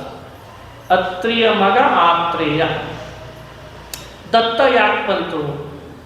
ಈ ಋಷಿಗಳು ತಪಸ್ಸು ಮಾಡಿ ವರ ಬೇಕು ಅಂತ ಕೇಳಿದ್ರಲ್ಲ, ವರದ ರೂಪದಲ್ಲಿ ತನ್ನನ್ನೇ ಕೊಟ್ಟ, ಅದಕ್ಕೆ ಅವ ದತ್ತ ಅಂತ. ಸಂಸ್ಕೃತದಲ್ಲಿ ದತ್ತ ಅಂದರೆ ಕೊಡಲ್ಪಟ್ಟವ ಅಂತ ಅರ್ಥ. ಯಾರು ತನ್ನನ್ನೇ ಕೊಡಲ್ಪಟ್ಟ, ಅದಕ್ಕೆ ದತ್ತ. ಅತ್ರಿಯ ಮಗ ಆತ್ರೇಯ, ಎರಡೂ ಸೇರಿಸಿದ್ದಕ್ಕೆ ಹೆಸರೇನಾಯ್ತು ಇವನಿಗೆ ಅಂದರೆ ದತ್ತಾತ್ರೇಯ. ಸ್ವಯಂ ವಿಷ್ಣು ಅತ್ರಿ ಋಷಿಗಳ ಮಗನಾಗಿ ಯೋಗಶಾಸ್ತ್ರ ಜಗತ್ತಿಗೆ ಪ್ರವೃತ್ತಿ ಮಾಡಿದ ಮಹಾನುಭಾವ ದತ್ತಾತ್ರೇಯ ಅಂತ ಭಾಗವತ ಹೇಳ್ತಾರೆ. ದತ್ತೋ ವಿಷ್ಣೋಸ್ತು ಯೋಗವಿತ್. ಯೋಗಶಾಸ್ತ್ರ ಇವತ್ತು ಲೋಕದಲ್ಲೆಲ್ಲ ಪ್ರಸಿದ್ಧಿ ಪಡೆದಿದೆ ಅಂದರೆ ಅದರ ಪ್ರವರ್ತಕ ದತ್ತಾತ್ರೇಯ ಅಂತ ಭಾಗವತ. ನಾಳೆ 21ನೇ ತಾರೀಕು ನಿಮಗೆ ಗೊತ್ತಿದ್ದಂತೆ ಅದೊಂದು ದಿನವೇ ಯೋಗಕ್ಕೆ ಮೀಸಲಿಟ್ಟಿದ್ದಾರೆ. ದಿನಾ ಯೋಗ ಮಾಡುವ ಭಾರತೀಯರಿಗೆ ಒಂದು ದಿನ ಮಾತ್ರ ಮೀಸಲಿಟ್ಟರಲ್ಲ, ಇದು ವಿಪರ್ಯಾಸ. ದಿನಾ ತಾಯಿಯನ್ನು ನಮಸ್ಕರಿಸಿ ತಾಯಿಯ ದಿನ ಮಾಡೋ ಭಾರತೀಯರಿಗೆ ಒಂದೇ ದಿನ ಮದರ್ಸ್ ಡೇ ಇಟ್ಟರಲ್ಲ, ಇದಕ್ಕಿಂತ ವಿಪರ್ಯಾಸ ಇನ್ನೊಂದಿಲ್ಲ. ಅಂದ್ರೆ ಎಂಥ ಚಂಡಮಾರುತ ನಮ್ಮ ಮೇಲೆ ದಾಳಿ ಮಾಡಿದೆ. ದಿನಾ ತಂದೆ ತಾಯಂದ್ರನ್ನ ಮಾತೃ ದೇವೋ ಭವ, ಪಿತೃದೇವೋ ಭವ, ಆಚಾರ್ಯ ದೇವೋ ಭವ ಅಂತನ್ನುವ ನಮ್ಮ ಶಿಕ್ಷಣ ಒಂದೊಂದು ದಿನಕ್ಕೆ ಮಾತ್ರ ಆಚಾರ್ಯ ದೇವೋ ಭವ, ಪಿತೃದೇವೋ ಭವ, ಮಾತೃದೇವೋ ಭವ ಆಗ್ತಾ ಇದೆ ಅಂದ್ರೆ ಇದು ವಿಪರ್ಯಾಸ. ಬೇರೆ ದೇಶದವರಿಗೆ ಇದಷ್ಟೇ, ನಮಗೆ ನಾವು ದಿನ ಯೋಗದ ದಿನ. ಇಂದಿನ ದಿನವೇ ಶುಭ ದಿನವು, ಇಂದಿನ ವಾರ ಶುಭವಾರ, ಇಂದಿನ ಯೋಗ ಶುಭ ಯೋಗ ಅಂತಿದ್ದಾರೆ. ಯೋಗ ಅಂದ್ರೆ ಪಂಚಾಂಗಗಳಲ್ಲಿ ಬರೋ ಯೋಗ ಅಂತ ಅರ್ಥ ಅಲ್ಲಿ. ಹಾಗಾಗಿ ಯೋಗವನ್ನು ಜಗತ್ತಿಗೆ ಕೊಟ್ಟ ಮಹಾನುಭಾವ ದತ್ತಾತ್ರೇಯ. ಅವನ ಅವತಾರ ಆದದ್ದು ಅತ್ರಿ ಋಷಿಗಳ ಮಗನಾಗಿ ಅಪ್ರಾಕೃತನ ಅವತಾರ. ಮೂರನೆಯವನಾಗಿ ಶಿವ, ಪರಶಿವ ಮಹಾನುಭಾವ. ಅವನು ದೂರ್ವಾಸ, ದುರ್ವಾಸ ಅಂತ ಹೆಸರಿನಿಂದ ಅವತಾರ ಮಾಡಿ. ವಸ್ತ್ರ ದುರ್ಗಂಧ ಬರ್ತದಂತೆ. ಸಂಸ್ಕೃತದಲ್ಲಿ ವಾಸ ಅಂದರೆ ವಸ್ತ್ರ ಅಂತ ಅರ್ಥ. ತನ್ನ ಬಳಿಗೆ ಯಾರು ಬರಬಾರ್ದು, ತನ್ನ ಧ್ಯಾನ, ತಾನು ಮಾಡೋ ಆಚರಣೆ, ತನ್ನ ಸಮಾಧಿ ಎಲ್ಲವೂ ಸುಶಿಕ್ಷಿತ ಸುರಕ್ಷಿತವಾಗಬೇಕು ಅಂದರೆ ಮನುಷ್ಯ ಏನು ಮಾಡಿಕೊಳ್ಬೇಕು? ಎಲ್ಲರಿಂದ ವಿಮುಖರಾಗಬೇಕು. ಯಾರು ತನ್ನ ಬಳಿ ಬರದೇ ಇರೋ ಹಾಗೆ ಮಾಡ್ಕೊಳ್ಬೇಕು, ಅಂದ್ರೆ ತಂದೆಲ್ಲ ನಡೆಸ್ಕೊಳ್ಬೋದು. ಅದಕ್ಕೆ ಏನು ಮಾಡಿದ ಶಿವ ಅಂದರೆ ತನ್ನ ವಸ್ತ್ರ ದುರ್ಗಂಧ ಬರೋ ಹಾಗೆ ಮಾಡ್ಕೊಂಡಿದ್ದಾನೆ. ಯಾರು ಹತ್ರ ಬರೋದಿಲ್ಲ, ಪಾರ್ವತಿಗೂ ಬರಲಿಕ್ಕಿಲ್ಲ, ಆ ಪರಿ ಮಾಡಿಕೊಂಡ. ಹಾಗಾಗಿ ದುರ್ವಾಸ ಅಂದ್ರೆ ಅರ್ಥ ಅದೇ, ವಸ್ತ್ರ ದುರ್ವಾಸ. ಅವನು ಹೊತ್ತ ವಸ್ತ್ರ ಯಾವುದು ಅಂತ ಗೊತ್ತಿರಬೇಕು ನಿಮಗೆ.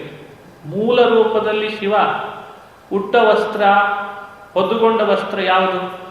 ಕೃತಿವಾಸನೆ ಹಿಂದೆ ನೀ 40 ಕಲ್ಪ ಸಮೀರನಲ್ಲಿ ಶಿಷ್ಯತ್ವ ವಹಿಸ ಕೀಳಾಗಮಾರ್ಥವ ಓದಿ ಜಲಧಿಯೊಳು 10 ಕಲ್ಪವ ತಪವಗೈದಾದಿತ್ಯರೊಳಗುತ್ತಮ ನೆನೆಸಿ ಪುರುಷೋತ್ತಮನ ಪರ್ಯಂಕ ಪದ ವೈದಿದೆಯೋ ಮಹದೇವ.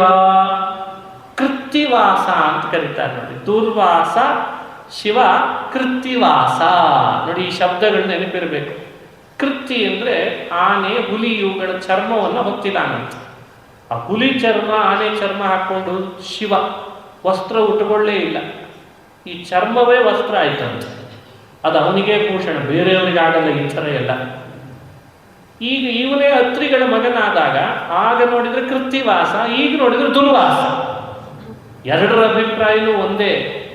ಆಗಲೂ ನನ್ನ ಹತ್ರ ಎಲ್ಲರೂ ಬರೋದು ಬೇಡ, ನನ್ನ ಧ್ಯಾನಕ್ಕೆ ಡಿಸ್ಟರ್ಬ್ ಮಾಡೋದು ಬೇಡ, ಈಗಲೂ ನನ್ನ ಹತ್ರ ಎಲ್ಲರೂ ಬರೋದು ಬೇಡ. ಈ ಉದ್ದೇಶ ಜಗತ್ತಿಗೆ ತಿಳಿಸ್ತಾನೆ. ಒಬ್ಬ ವ್ಯಕ್ತಿ ತನ್ನ ಮನಸ್ಸಿನಿಂದ ಸತ್ಯವನ್ನು, ಪರಮಾರ್ಥವನ್ನು ಕಂಡುಕೊಳ್ಬೇಕು ಅಂತ ಹೊರಟ್ರೆ ವಸ್ತ್ರದ ಮೇಲೆ, ದೇಹದ ಮೇಲೆ, ವಿಷಯಗಳ ಮೇಲೆ ಅಭಿಮಾನ ಬಿಟ್ಟಿರಬೇಕು ಅನ್ನೋ ವೈರಾಗ್ಯವನ್ನು ಜಗತ್ತಿಗೆ ದುರ್ವಾಸನಾಗಿ ತೋರಿಸ್ತಾನೆ. ನೋಡಿ ಎಂತೆಂಥ ಸಂದೇಶಗಳಿಲ್ಲ. ನೋಡಿ ಇದು 3 ಮಕ್ಕಳಾಗಿ ಅತ್ರಿ ಋಷಿಗಳಿಗೆ ಜಗತ್ತಿನುದ್ದಕ್ಕೂ ಪ್ರಸಿದ್ಧರಾದರು ಅಂತ ಈ ಕಥೆಯನ್ನು ಅನುಸಂಧಾನ ಮಾಡಿಸ್ತದೆ ಭಾಗವತ. ಹೀಗೆ ಮುಂದುವರಿತು ಯಾರ್ಯಾರ ವಂಶದ ಸಂತತಿ ಹೇಗೆ ಬೆಳವಣಿಗೆ ಆಯಿತು ಅಂತ ಹೇಳ್ತಾ ಶುಕಮುನಿಗಳು ವಿದುರ ಮೈತ್ರೇಯರ ಸಂವಾದದಲ್ಲಿಯೂ ಮೂಡಿ ಬಂದದ್ದಿದೆಲ್ಲ. ವಿದುರ ಮತ್ತು ಮೈತ್ರೇಯ ಇವರಿಬ್ಬರ ಸಂವಾದ, ಶುಕಮುನಿಗಳು ಪರೀಕ್ಷಿತ್ ರಾಜನಿಗೆ ಹೇಳ್ತಾ ಇರುವ ಸಂವಾದ. ಸತೀದೇವಿಯನ್ನ ವಿವಾಹ ಮಾಡಿಕೊಟ್ಟ ದಕ್ಷ ಶಿವನಿಗೆ, ಅವಳಿಗೆ ಮಕ್ಕಳೇ ಆಗಲಿಲ್ಲ. ಯಜ್ಞದಲ್ಲಿ ಆಹುತಿಯಂತೆ ತನ್ನನ್ನೇ ತಾನು ಆಹುತಿ ಮಾಡಿಕೊಂಡು ಅಂತ ಕಥೆ ಹೇಳಿದೆ. ಪರೀಕ್ಷಿತ್ ರಾಜ ಹಾಗೂ ವಿದುರ ಕುತೂಹಲದಿಂದ ಕೇಳ್ತಾನೆ ಮೈತ್ರೇಯರನ್ನು, ಅರೇ ದಕ್ಷ ಪ್ರಜಾಪತಿ ಶಿವನಂಥ ಅಳಿಯನನ್ನು ಪಡೆದು ಮಗಳದ ಶಿವನಿಗೆ ಮದುವೆ ಮಾಡಿಕೊಟ್ಟು ಮಕ್ಕಳೇ ಆಗದೆ ಆಹುತಿ ಮಾಡಿಕೊಂಡು ತನ್ನನ್ನು ಅಂದರೆ ಇದು ಹೇಗಾಯಿತು? ಈ ಕಥೆ ನನಗೆ ವಿಸ್ತಾರ ಮಾಡಿರಿ ಅಂತ ಕೇಳ್ಕೊಂಡ. ಹಾಗಾಗಿ ಮೈತ್ರೇಯರು ಈ ಆಖ್ಯಾನವನ್ನು ವಿಸ್ತಾರ ಮಾಡ್ತಾರೆ. ದಕ್ಷ ಪ್ರಜಾಪತಿಗೆ ಶಿವನ ಮೇಲೆ ಯಾಕೆ ಬಂತು ಅಷ್ಟು ದ್ವೇಷ ಅನ್ಲಿಕ್ಕೆ ಒಂದು ಕಥೆ. ವಿಶ್ವಸೃಜ್ ಯಾಗ ನಡೀತಾ ಇತ್ತಂತೆ. ಪುರಾ ವಿಶ್ವಸೃಜಾಂ ಸತ್ರೇ ಸಮೇತ ಪರಮರ್ಷಯ. ಹಿಂದೆ ವಿಶ್ವಸೃಜ್ ದೇವತೆಗಳ ಯಾಗ ನಡೀತಾ ಇದೆ. ದೊಡ್ಡ ದೊಡ್ಡ ಋಷಿಗಳು ಸೇರಿದ್ದಾರೆ. ದಕ್ಷ ತಡವಾಗಿ ಬಂದ. ದೇವತೆಗಳು ಯಾಗ ಹೂಡಿದಾಗ ಎಲ್ಲರೂ ಬೇಗ ಬೇಗ ಬಂದರೆ ದಕ್ಷ ಮಾತ್ರ ತಡವಾಗಿ ಬಂದ. ಕಾರಣ ಇದೆ. ನಾನು ಯಾಗಕ್ಕೆ ತಡವಾಗಿ ಹೋದರೂ ನನ್ನ ಅಳಿಯ ಶಿವ ಮೊದಲೇ ಹೋಗಿರ್ತಾನೆ. ಶಿವ ಅಂದರೆ ಬಹಳ ದೊಡ್ಡ ಸ್ಥಾನ ಅಲ್ವೇ, ಪರಮಶಿವ ಆತ. ನಾನು ಕನ್ಯಾದಾನ ಮಾಡಿದ್ದಕ್ಕೆ ನನ್ನನ್ನು ಮಾವ ಅಂತ ಎಲ್ಲರ ಮುಂದೆ ಎದ್ದು ಬಂದು ನಮಸ್ಕಾರ ಮಾಡಿ ನನಗೆ ಗೌರವ ಕೊಡ್ತಾನೆ, ನಾನು ಆಶೀರ್ವಾದ ಮಾಡಬೇಕು. ಇದೆಲ್ಲ ಯೋಚನೆ ಮಾಡಿದ್ದೆ. ಕೆಲವರೆಲ್ಲ ಹೀಗೆ ಯೋಚಿಸಿಕೊಂಡೇ ಬೇರೆ ಕಡೆಯಲ್ಲಿ ಧಾವಿಸ್ತಿರ್ತಾರೆ. ಅವ್ರ ಯೋಚನೆ ಸ್ವಲ್ಪ ಏನಾದರೂ ಹೆಚ್ಚು ಕಡಿಮೆ ಆದರೆ ಮನಸ್ಸಿಗೆ ಖೇದ ಆಗಿರುತ್ತೆ. ಅದು ಹಾಗೆ ಆಗ್ತದೆ. ಮನಸ್ಸಿಗೆ ಖೇದ, ಸ್ವಲ್ಪ ಖೇದ ಆದರೂ ಇನ್ನೂ ಮನಸ್ಸಿಗೆ ಖೇದ. ದಕ್ಷ ಯೋಚನೆ ಮಾಡ್ಕೊಂಡು ಬಂದಿದ್ದ. ಆದರೆ ಶಿವ ಬಂದಿದ್ದಾನೆ, ಮೊದಲೇ ಬಂದಿದ್ದಾನೆ ಶಿವ ದಕ್ಷನಿಗಿಂತ. ಇವನು ತಡವಾಗಿ ಬಂದ. ಆದರೆ ಶಿವ ಹೇಳಲಿಲ್ಲ, ನಮಸ್ಕಾರ ಮಾಡಲಿಲ್ಲ. ಪರಶಿವ ಗೌರವಿಸಲಿಲ್ಲ. ದಕ್ಷ ಯಾಗದ ಮಂಟಪದೊಳಗೆ ಕಣ್ಣಾಡಿಸಿ ನೋಡ್ತಿದ್ದಾನೆ, ಯಾರೆಲ್ಲ ನನಗೆ ನಮಸ್ಕಾರ ಮಾಡ್ತಿದ್ದಾರೆ ಅಂತ. ಕೆಲವು ಋಷಿಗಳು ನಮಸ್ಕಾರ ಮಾಡಿದರು, ಅವನಿಗಿಂತ ಕೆಳಗಿರೋ ದೇವತೆಗಳು ನಮಸ್ಕಾರ ಮಾಡಿದರು. ಇವನಿಗೆ ಅವ್ರು ಯಾರು ನಮಸ್ಕಾರ ಮಾಡಿದ್ರು ಅವ್ರ ಕಡೆಯಲ್ಲಿ ಗಮನ ಇಲ್ಲ. ಸಮಸ್ಯೆ ಆಗೋದು ಅದೇ. ನೂರಾರು ಜನ ಮಾತಾಡಿ ಗೌರವಿಸಿ ನಮಸ್ಕಾರ ಅಂತ ಮಾಡ್ತಿರ್ತಾರೆ, ಗಮನ ಹರಿಸಲ್ಲ. ಒಬ್ಬನ್ಯಾನು ಹಂಗೆ ಕೂತಿರ್ತಾರಲ್ಲ, ಅವನ ಬಗ್ಗೆ ಗಮನ ಜಾಸ್ತಿ ಬರ್ತದೆ. ಇವನ್ ಯಾಕೋ ನನಗೆ ಲೈಕ್ ಕೊಡಲಿಲ್ಲಲ್ಲ ಅಂತ. ಇತ್ತೀಚಿನ ಹುಡುಗರಿಗೆ ಇದೊಂದು ವ್ಯಸನ ಶುರು ಆಗಿದೆ. ವ್ಯೂಸ್ ಬರಲಿಲ್ಲ, ಲೈಕ್ ಕೊಡಲಿಲ್ಲ, ನಾನು ಮಾಡ್ತಿದ್ದೇನೆ ರೀಲ್ಸು ಅಂತ. ಇದು ಎಂಥ ದುರ್ಬುದ್ಧಿ ನಮ್ಮೊಳಗೆ ಸೇರ್ಕೊಳ್ತು. ನಿನ್ನ ಬದುಕಿನುದ್ದಕ್ಕೂ ಅಪ್ಪ ಅಮ್ಮ, ನಿನ್ನ ಅಣ್ಣ ತಮ್ಮ ತಂಗಿ ನಿನ್ನನ್ನು ಲೈಕ್ ಮಾಡದೇ ಇರ್ತಾರ? ಅವ್ರು ಸಾಲದು.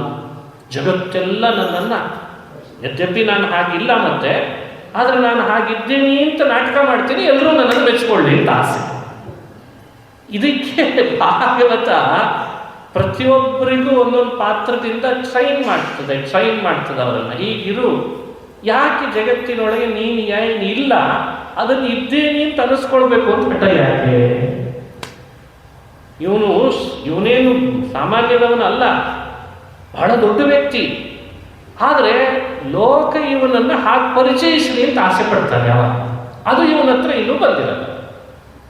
ಇವನೇನು ತಪಸ್ವಿ ಅಲ್ಲ, ಆದರೆ ವೇಷ ಹಾಕ್ಕೊಳ್ತಾನೆ. ಎಲ್ಲರೂ ನನ್ನನ್ನು ತಪಸ್ವಿ ಅಂತ ಒಪ್ಕೊಳ್ಳಿ ಅಂತ ಮೊಬೈಲಲ್ಲಿ ಅಪ್ಲೋಡ್ ಮಾಡ್ತಾನೆ. ಅದು ಯಾಕೆ ಮಾಡ್ತಾರೆ? ಎಲ್ಲ ಒಂದಿಬ್ಬರು ಮಾಡ್ಯಾರ ಅಷ್ಟೇ. ಇದು ಜಗತ್ತಿನಲ್ಲಿ ನಡೀತಿರೋ ವಂಚನೆ. ಈ ಥರದ್ದಕ್ಕೂ ಉದಾಹರಣೆಗಳು ಭಾಗವತದಲ್ಲಿ ಬರ್ತವೆ. ಶಿವನೇ ಎದ್ದು ಬಂದು ನಮಸ್ಕಾರ ಮಾಡಿ ಗೌರವ ಕೊಡುವಷ್ಟು ಮಟ್ಟಿಗೆ ದಕ್ಷ ಏನಿರಲಿಲ್ಲ. ಆದರೆ ದಕ್ಷ ಆಸೆ ಪಡ್ತಾ ಇರೋದೇನು ಅಂದರೆ, ಶಿವ ಎದ್ದು ಬಂದು ನನಗೆ ನಮಸ್ಕಾರ ಮಾಡಲಿ. ನೋಡಿ, ಈ ಭಾವ ದಕ್ಷನಲ್ಲಿದೆ. ಹಾಗಾದರೆ ಇದು ದಕ್ಷನಲ್ಲಿದ್ದದ್ದೇ ಮುಂದೆ ಇವತ್ತು ರೀಲ್ಸ್ ಮಾಡೋರಿಗೂ ಬಂದಿದೆ ಅಂತ ಆಯ್ತೋ ಇಲ್ಲೋ? ಇದಕ್ಕೆ ನಮ್ಮಲ್ಲಿ ಒಂದು ಶಬ್ದದಿಂದ ಕರೀತಾರೆ. ಇದಕ್ಕೆ ದಂಭ ಅಂತ ಕರೀತಾರೆ. ಈ ದಂಭ ಮನುಷ್ಯ ಎಲ್ಲಿವರೆಗೂ ಬಿಡಲ್ಲ, ಅಲ್ಲಿವರೆಗೂ ಆತ ಮೇಲ್ ಬರಲ್ಲ.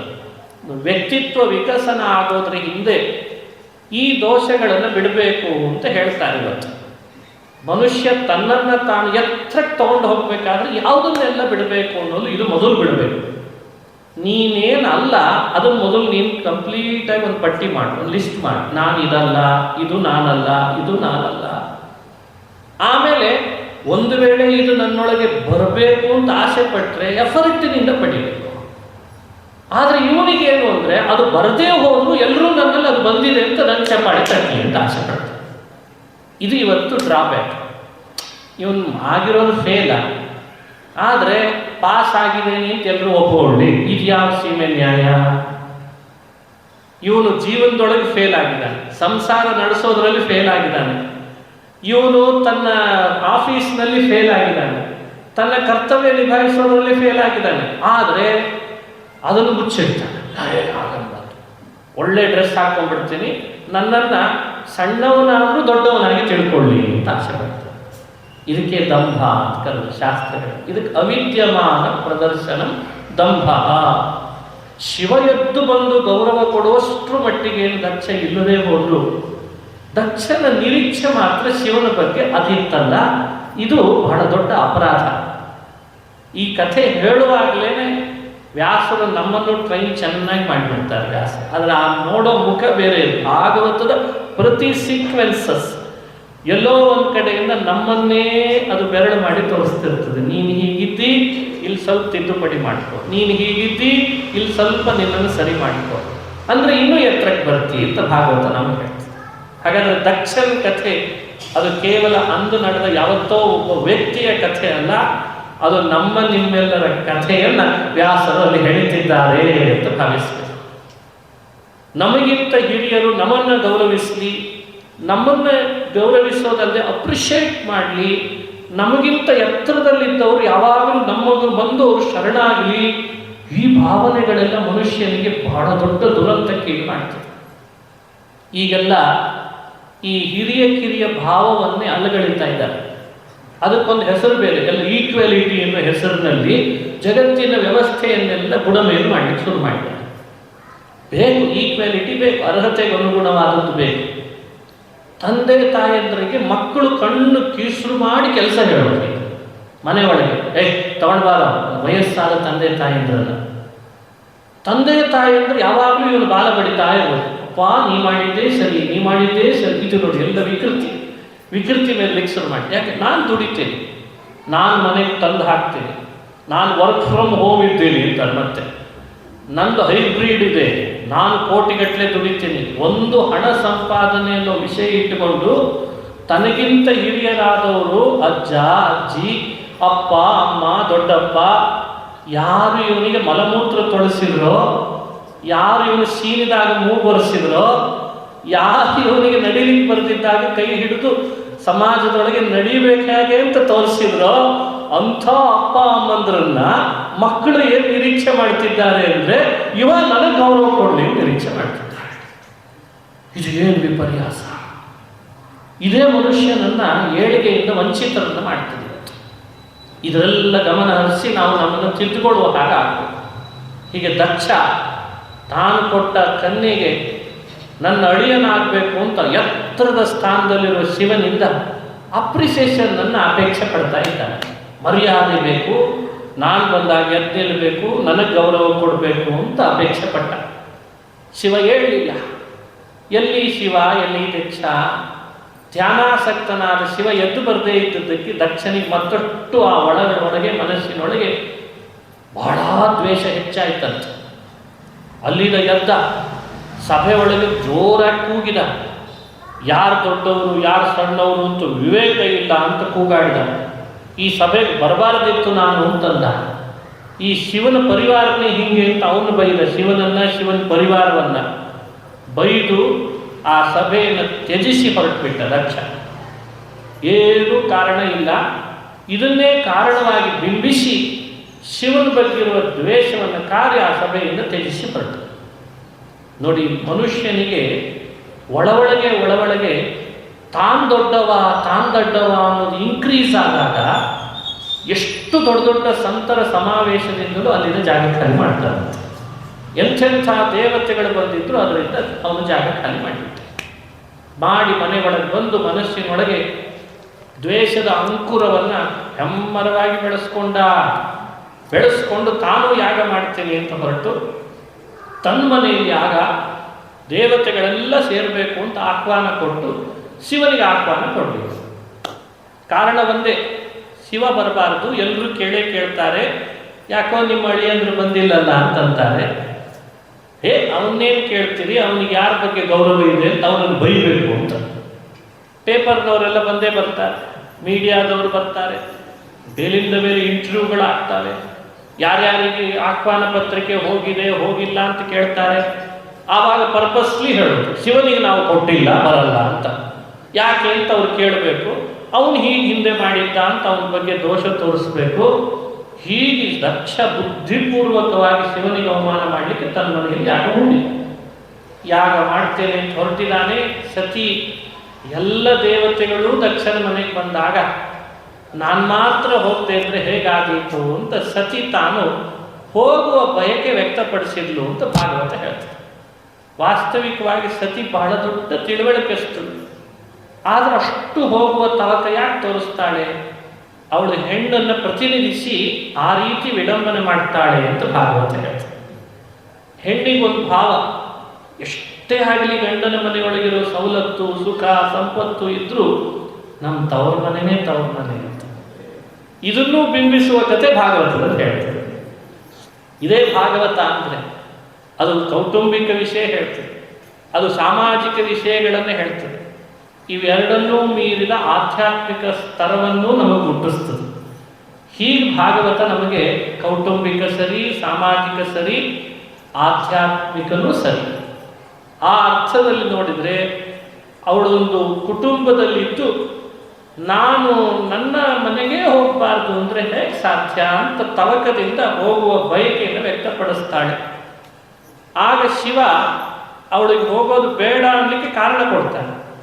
ಇದಕ್ಕೆ ಹೇಳಿದೆ, ಸತಿ ಮತ್ತು ಶಿವನ ಮಧ್ಯದಲ್ಲಿ ನಡೆದ ಸಂವಾದವನ್ನು ಭಾಗವತ ಸೆರೆ ಹಿಡಿತದೆ. ಕಾರಣ ಏನು ಅಂದರೆ, ಮುಂದೆ ನಾಳೆ ಯಾವ ಕಾರಣಕ್ಕೆ ಶಿವ ಬಿಟ್ಟ ಅನ್ನೋ ಸತ್ಯವೂ ಗೊತ್ತಾಗಬೇಕು, ಹೋಗದೆ ಬಿಟ್ಟ ಅಂತ ಅನ್ನೋ ಸತ್ಯ ಗೊತ್ತಾಗಬೇಕು. ಎರಡನೇದು, ಆ ಸಂವಾದ ಕೇಳೋದ್ರಿಂದಲೇ ಯಾರು ಎಲ್ಲಿ ಹೋಗಬೇಕು ಎಲ್ಲಿ ಹೋಗಬಾರ್ದು ಅನ್ನೋ ತಿಳುವಳಿಕೆ ಕೊಡಬೇಕು. ಅದನ್ನು ಇಲ್ಲಿ ಮಾಡ್ತಾರೆ. ಈಗ ನಾನಾ ಆ್ಯಂಗಲ್ನಲ್ಲಿ ಭಾಗವತವನ್ನು ಅನುಸಂಧಾನ ಮಾಡಬೇಕು. ಅದು ನೋಡಿದರೆ ಆಶ್ಚರ್ಯ ಆಗ್ತದೆ. ಶಿವ ಏನು ಕಾರಣ ಕೊಡಬೇಕು? ಆವಾಗ ಸತಿ ಕೇಳ್ತಾಳೆ, ನೋಡಿ ನಿಮ್ಮ ಮಾವನ ಮನೆಯಲ್ಲಿ ಯಾಗ ನಡೀತಿದೆ ಅಂದ್ಲಂತ. ಸಾಮಾನ್ಯ ಹೇಗೆ ಹೇಳಬೇಕು, ನಮ್ಮ ತಂದೆ ಮನೆಯಲ್ಲಿ ಯಾಗ ನಡೀತಿದೆ ಹೋಗಿ ಬರ್ತೀನಿ ಅಂತ. ಅವಳು ಮಾತಿನ ನೋಡಿ ಆ ಶಬ್ದಗಳನ್ನು ನಿಮಗೆ ಶ್ಲೋಕ ಓದಿದ್ರೆ ತುಂಬ ಸಮಯ ಆಗ್ತದೆ ಅಂತ ಬಿಟ್ಟೆ. ನಿಮ್ಮ ಮಾವನ ಮನೆಯಲ್ಲಿ ಯಾಗ ನಡೀತಾ ಇದೆ ಅಂತ ಅಂದಂತ. ಪ್ರಜಾಪತೇಸ್ತೆ ಶಶುರಸ್ಯ ಸಾಂಪ್ರತಂ ನಿರ್ಯಾಪಿತೋ ಯಜ್ಞ ಮಹೋತ್ಸವ ಕಿಲ. ಇದು ಭಾಗವತ. ತೇ ಶಶುರಸ್ಯ, ಶಶುರಸ್ಯ ಅಂದರೆ ನಿನಗೆ ಹೆಣ್ಣು ಕೊಟ್ಟ ಮಾವನಿಗೆ ಶಶುರ ಅಂತ ಕರೀತಾರೆ. ನಿಮಗೆ ಹೆಣ್ಣು ಕೊಟ್ಟ ಮಾವ ಶಿವ ಇದ್ದಾನೆ, ಇದು ದಕ್ಷ ಇದ್ದಾನಲ್ಲ, ಅವನ ಮನೆಯಲ್ಲಿ ಯಜ್ಞ ನಡೀತಾ ಇದೆ. ವಯಂಚ ತತ್ರಾಭಿಸರಾಮವಾಮತೆ ಯದ್ಯರ್ಥಿತಾಮಿ. ನೋಡಿ ಭಾಗವತದ ಶ್ಲೋಕಗಳಲ್ಲಿ ಎಷ್ಟು ಶಕ್ತಿ ಇದೆ. ಮೊನ್ನೆ ಬಂದ ಕವಿಗಳು ಮಾಡಿದ ಹಾಡೇ ಇಷ್ಟು ಮನಸೂರೆಗೊಳ್ತದೆ ಅಂದರೆ ಮೊನ್ನೆ ಮತ್ತೆ ಅದೇ ಹೇಳ್ತಾರಲ್ಲ, ಅಲ್ಲಿ ನದಿ ಜುಳು ಜುಳು ಅಂತಂತೆ, ಅದೊಂದು ಕನ್ನಡದ ಪದ್ಯ. ಹಕ್ಕಿ ಚಿಲಿಪಿಲಿ ಅಂತೂ ಕನ್ನಡದ ಪದ್ಯ. ಇಷ್ಟೇ ಹೇಳಬೇಕು, ಬೇರೆ ಹೇಳಿದ್ರೆ ಜಾತ್ಯತೀತತೆ ಸಮಸ್ಯೆ ಬರ್ತದೆ. ಅಷ್ಟೇ, ಈಗಿನ ಕವಿಗಳೆಲ್ಲ ಹಾಗೆ ಇರಬೇಕು. ಮತ್ತೆ ಗಾಡಿ ಓಡ್ತು, ಮೊಬೈಲ್ ಓಡ್ತು, ಮೋಡ ಕವಿತು, ಸೂರ್ಯ ಬಂದ, ಕಮಲ ಅರಳಿತು. ಇದಕ್ಕಿಂತ ಬೇರೆ ಏನು ಮಾಡ್ತೀಯ ಕವಿತೆ ನೀನು? ಏನಿದೆ ಅಪೂರ್ವತೆ? ಅದೇ ಕಪ್ಪೆ ಚಿಪ್ಪು, ಅದೇ ಸಮುದ್ರ, ಅದೇ ನದಿ, ಅದೇ ಬೆಟ್ಟ, ಅದೇ ಸೂರ್ಯ, ಅದೇ ಚಂದ್ರ. ಇವನ್ 4 ಇಟ್ಕೊಂಡೇನೋ ಅಲ್ಲಿ ಮತ್ತೆ ಭಾವ ತುಂಬಿ ಹಾಡ್ತಾರಂತೆ ಇವರೆಲ್ಲ. ಏನು ಭಾವ ತುಂಬಿ ಹಾಡ್ತಾರಂತೆ. ಜಗತ್ತಿನೊಳಗೆ ಆತ್ಮನನ್ನು ಉದ್ಧರಿಸಲಿಕ್ಕೆ ಅಂತ ಸ್ವಯಂ ಭಗವಂತ ಸರ್ವರ ಹೃದಯ ಗುಹಾವಾಸಿ ವೇದವ್ಯಾಸ ರೂಪದಿಂದ ಬಂದು ದೇವಭಾಷೆಯಿಂದ ಕಾವ್ಯವನ್ನು ರಚಿಸಿ, ಹಾಡ್ರಿ ಇದನ್ನ, ನಿಮ್ಮನ್ನು ನಾನು ಮೇಲೆ ಕರ್ಕೊಂಡು ಹೋಗ್ತೇನೆ ಅಂತ ಕರೀತಿದ್ದಾನೆ ಭಾಗವತ. ಅದನ್ನು ಹಾಡಲಿಕ್ಕೆ ಬರಬೇಕು. ಮೊನ್ನೆ ಬಂದು 4 ಕವಿಗಳು ಕೋಶಗಳಲ್ಲಿದ್ದು ಹುಡುಕಿ ಪದ ಜೋಡಿಸಿ ಕಾಳು ಹೊಡೆದು ಹಾಕಿ ಛಂದಸ್ಸಿಲ್ಲದೇನೆ, ಸಂಧಿ ಇಲ್ಲದೆ, ಸಮಾಸ ಇಲ್ಲದೆ ಮಾಡಿದ ಶ್ಲೋಕಗಳೆಲ್ಲ ತಲೆ ಆಡಿಸ್ತಾನೆ. ಅದಕ್ಕೊಂದು ಮ್ಯೂಸಿಕ್ ಕೊಡ್ತಾನೆ. ಇದೇ ವಿಪರ್ಯಾಸ. ಸಂಗೀತ ಇಲ್ಲ, ಸಾಹಿತ್ಯ ಇಲ್ಲ, ಸಂಧಿ ಇಲ್ಲ, ಸಮಾಸ ಇಲ್ಲ. ಎಷ್ಟು ಪೋರಾಗಿದೆ ಅಲ್ಲ ಸಾಹಿತ್ಯ, ಎಷ್ಟು ಪೋರಾಯ್ತಲ್ಲ. ಗೋಲ್ಡನ್ ವರ್ಡ್ಸ್ಗಳು ಇದ್ದಾಗ ಇದ್ಯಾಕೆ ಈ ಮನೆಯೊಳಗಿರುವಂಥ ಇದೇ ಸಣ್ಣ ವಿಷಯಗಳನ್ನು ಇಟ್ಟುಕೊಂಡು ಆನಂದ ಪಡ್ತಿದ್ದೇವೆ. ಒಂದು ಶ್ಲೋಕ ಭಾಗವತದ ಕೇಳಿದರೆ ರೋಮಾಂಚನ ಆಗಲಿಕ್ಕೆ ಶುರು ಆಗ್ತದೆ. ಸತಿಯ ಮಾತು ಆಗಿತ್ತಂತ. ಅವಳು ಹೇಳಿದ ಮಾತಿಗೆ ಅರ್ಥ ಪ್ರತಿಯೊಬ್ಬ ಮನುಷ್ಯ ತಲೆದೂಗಬೇಕು. ಕೂಡಲೇ ಶಿವ ಹೇಳ್ದ, ಹೌದು ನಮ್ಮ ಮಾವನ ಮನೆಯಲ್ಲೇ ಯಜ್ಞ ನಡೀತಾ ಇದೆ, ನಾನು ಹೋಗ್ಬೇಕು ಅಂತ ನೀನು ಅಂತಿದ್ದಿ, ಆಹ್ವಾನ ಕೊಟ್ಟಿಲ್ಲ, ಅದಕ್ಕೆ ಬೇಡ ಅಂತ ಸಿಂಪಲ್ ಆಗಿ ಹೇಳ್ದ. ಆಹ್ವಾನ ಕೊಟ್ಟಿಲ್ಲ, ಇನ್ವೈಟ್ ಮಾಡಬೇಕಲ್ವ. ನಮ್ಮ ಒಂದು ಮೊಬೈಲಿಗೆ ಒಂದು ವಾಟ್ಸಪ್ ಮೆಸೇಜ್ ಹಾಕಿದ್ದಾದ್ರೂ ಹೋಗ್ಬೋದಿತ್ತೇನೋ ಇವತ್ತಿನ ಭಾಷೆ. ಆಹ್ವಾನ ಇಲ್ಲ, ಹೋಗಲ್ಲ ಅಂತ ಶಿವ ಹೇಳಿದಷ್ಟೇ. ಅದಕ್ಕೆ ಶಿವನ ಮಾತಿಗೆ ಸತಿ ಪುನಃ ಉತ್ತರ ಕೊಡ್ತಾಳೆ. ಅನಾಹುತಾಪ್ಯಭಿಯಾಂತಿ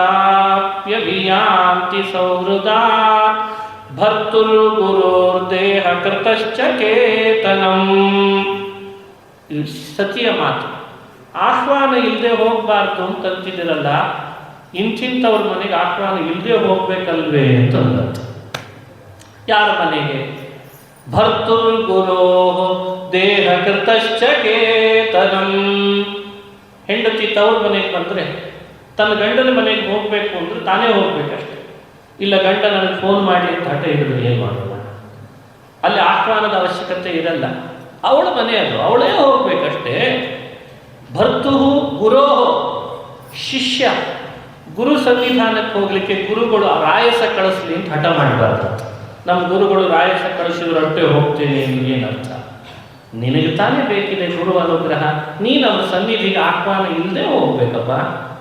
ದೇಹ ಕೃತಶ್ಚ ಕೇತನಂ. ನಮಗೆ ದೇಹ ಕೊಟ್ಟ ನಮ್ಮಪ್ಪ ಅಮ್ಮನ ಮನೆಗೆ ನಾವು ಹೋಗ್ಲಿಕ್ಕೆ ನಮ್ಮಪ್ಪ ಫೋನ್ ಮಾಡಿ ಹೇಳಬೇಕೆ ನಮಗೆ? ಇದು ಯಾವ ಸೀಮೆ ನ್ಯಾಯ ರೀ? ಇದು ಎಲ್ಲಿಂದ ಕಲ್ತು ಬಂದ್ರಿ? ಇದು ಯಾವ ದೇಶಕ್ಕಿದು? ಅಪ್ಪ ಅಮ್ಮ ಹೇಳಬೇಕಂತೆ ಮಗನಿಗೆ, ಬಾರಪ್ಪ ಟಿಕೆಟ್ ಮಾಡಿಸ್ಕೊಂಡು ಬೇರೆ ದೇಶದಲ್ಲಿದ್ದು ನಾವು ಇಲ್ಲಿ ಆಶ್ರಮ ಸೇರಬೇಕಾಗಿದೆ ಅಂತ. ಏನು ಗಾಳಿ ಬೀಸಿದೆ ನಮಗೆಲ್ಲ.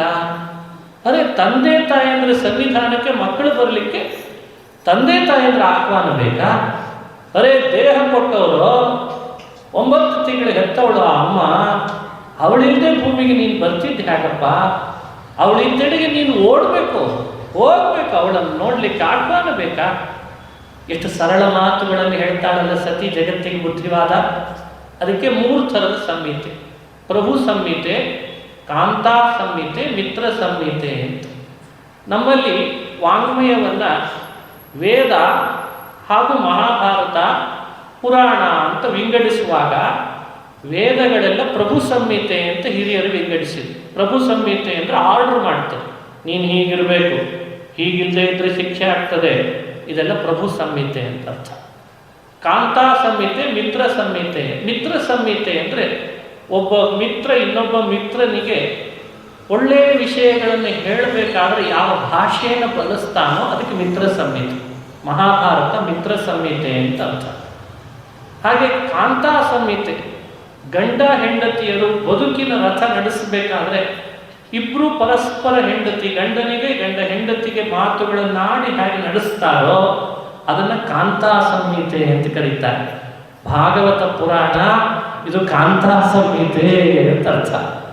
ಆ ಕಾಂತಾ ಸಂಹಿತೆಯ ಈ ಅಪೂರ್ವ ವಿಷಯಗಳು ಮನುಷ್ಯನನ್ನು ಸರಳವಾದ ದಾರಿಯಲ್ಲಿ ಕರ್ಕೊಂಡು ಹೋಗ್ತಾವೆ. ಸರಳ ಭಾಷೆ, ಅದಕ್ಕೆ ಸತಿಯ ಸರಳ ಭಾಷೆ.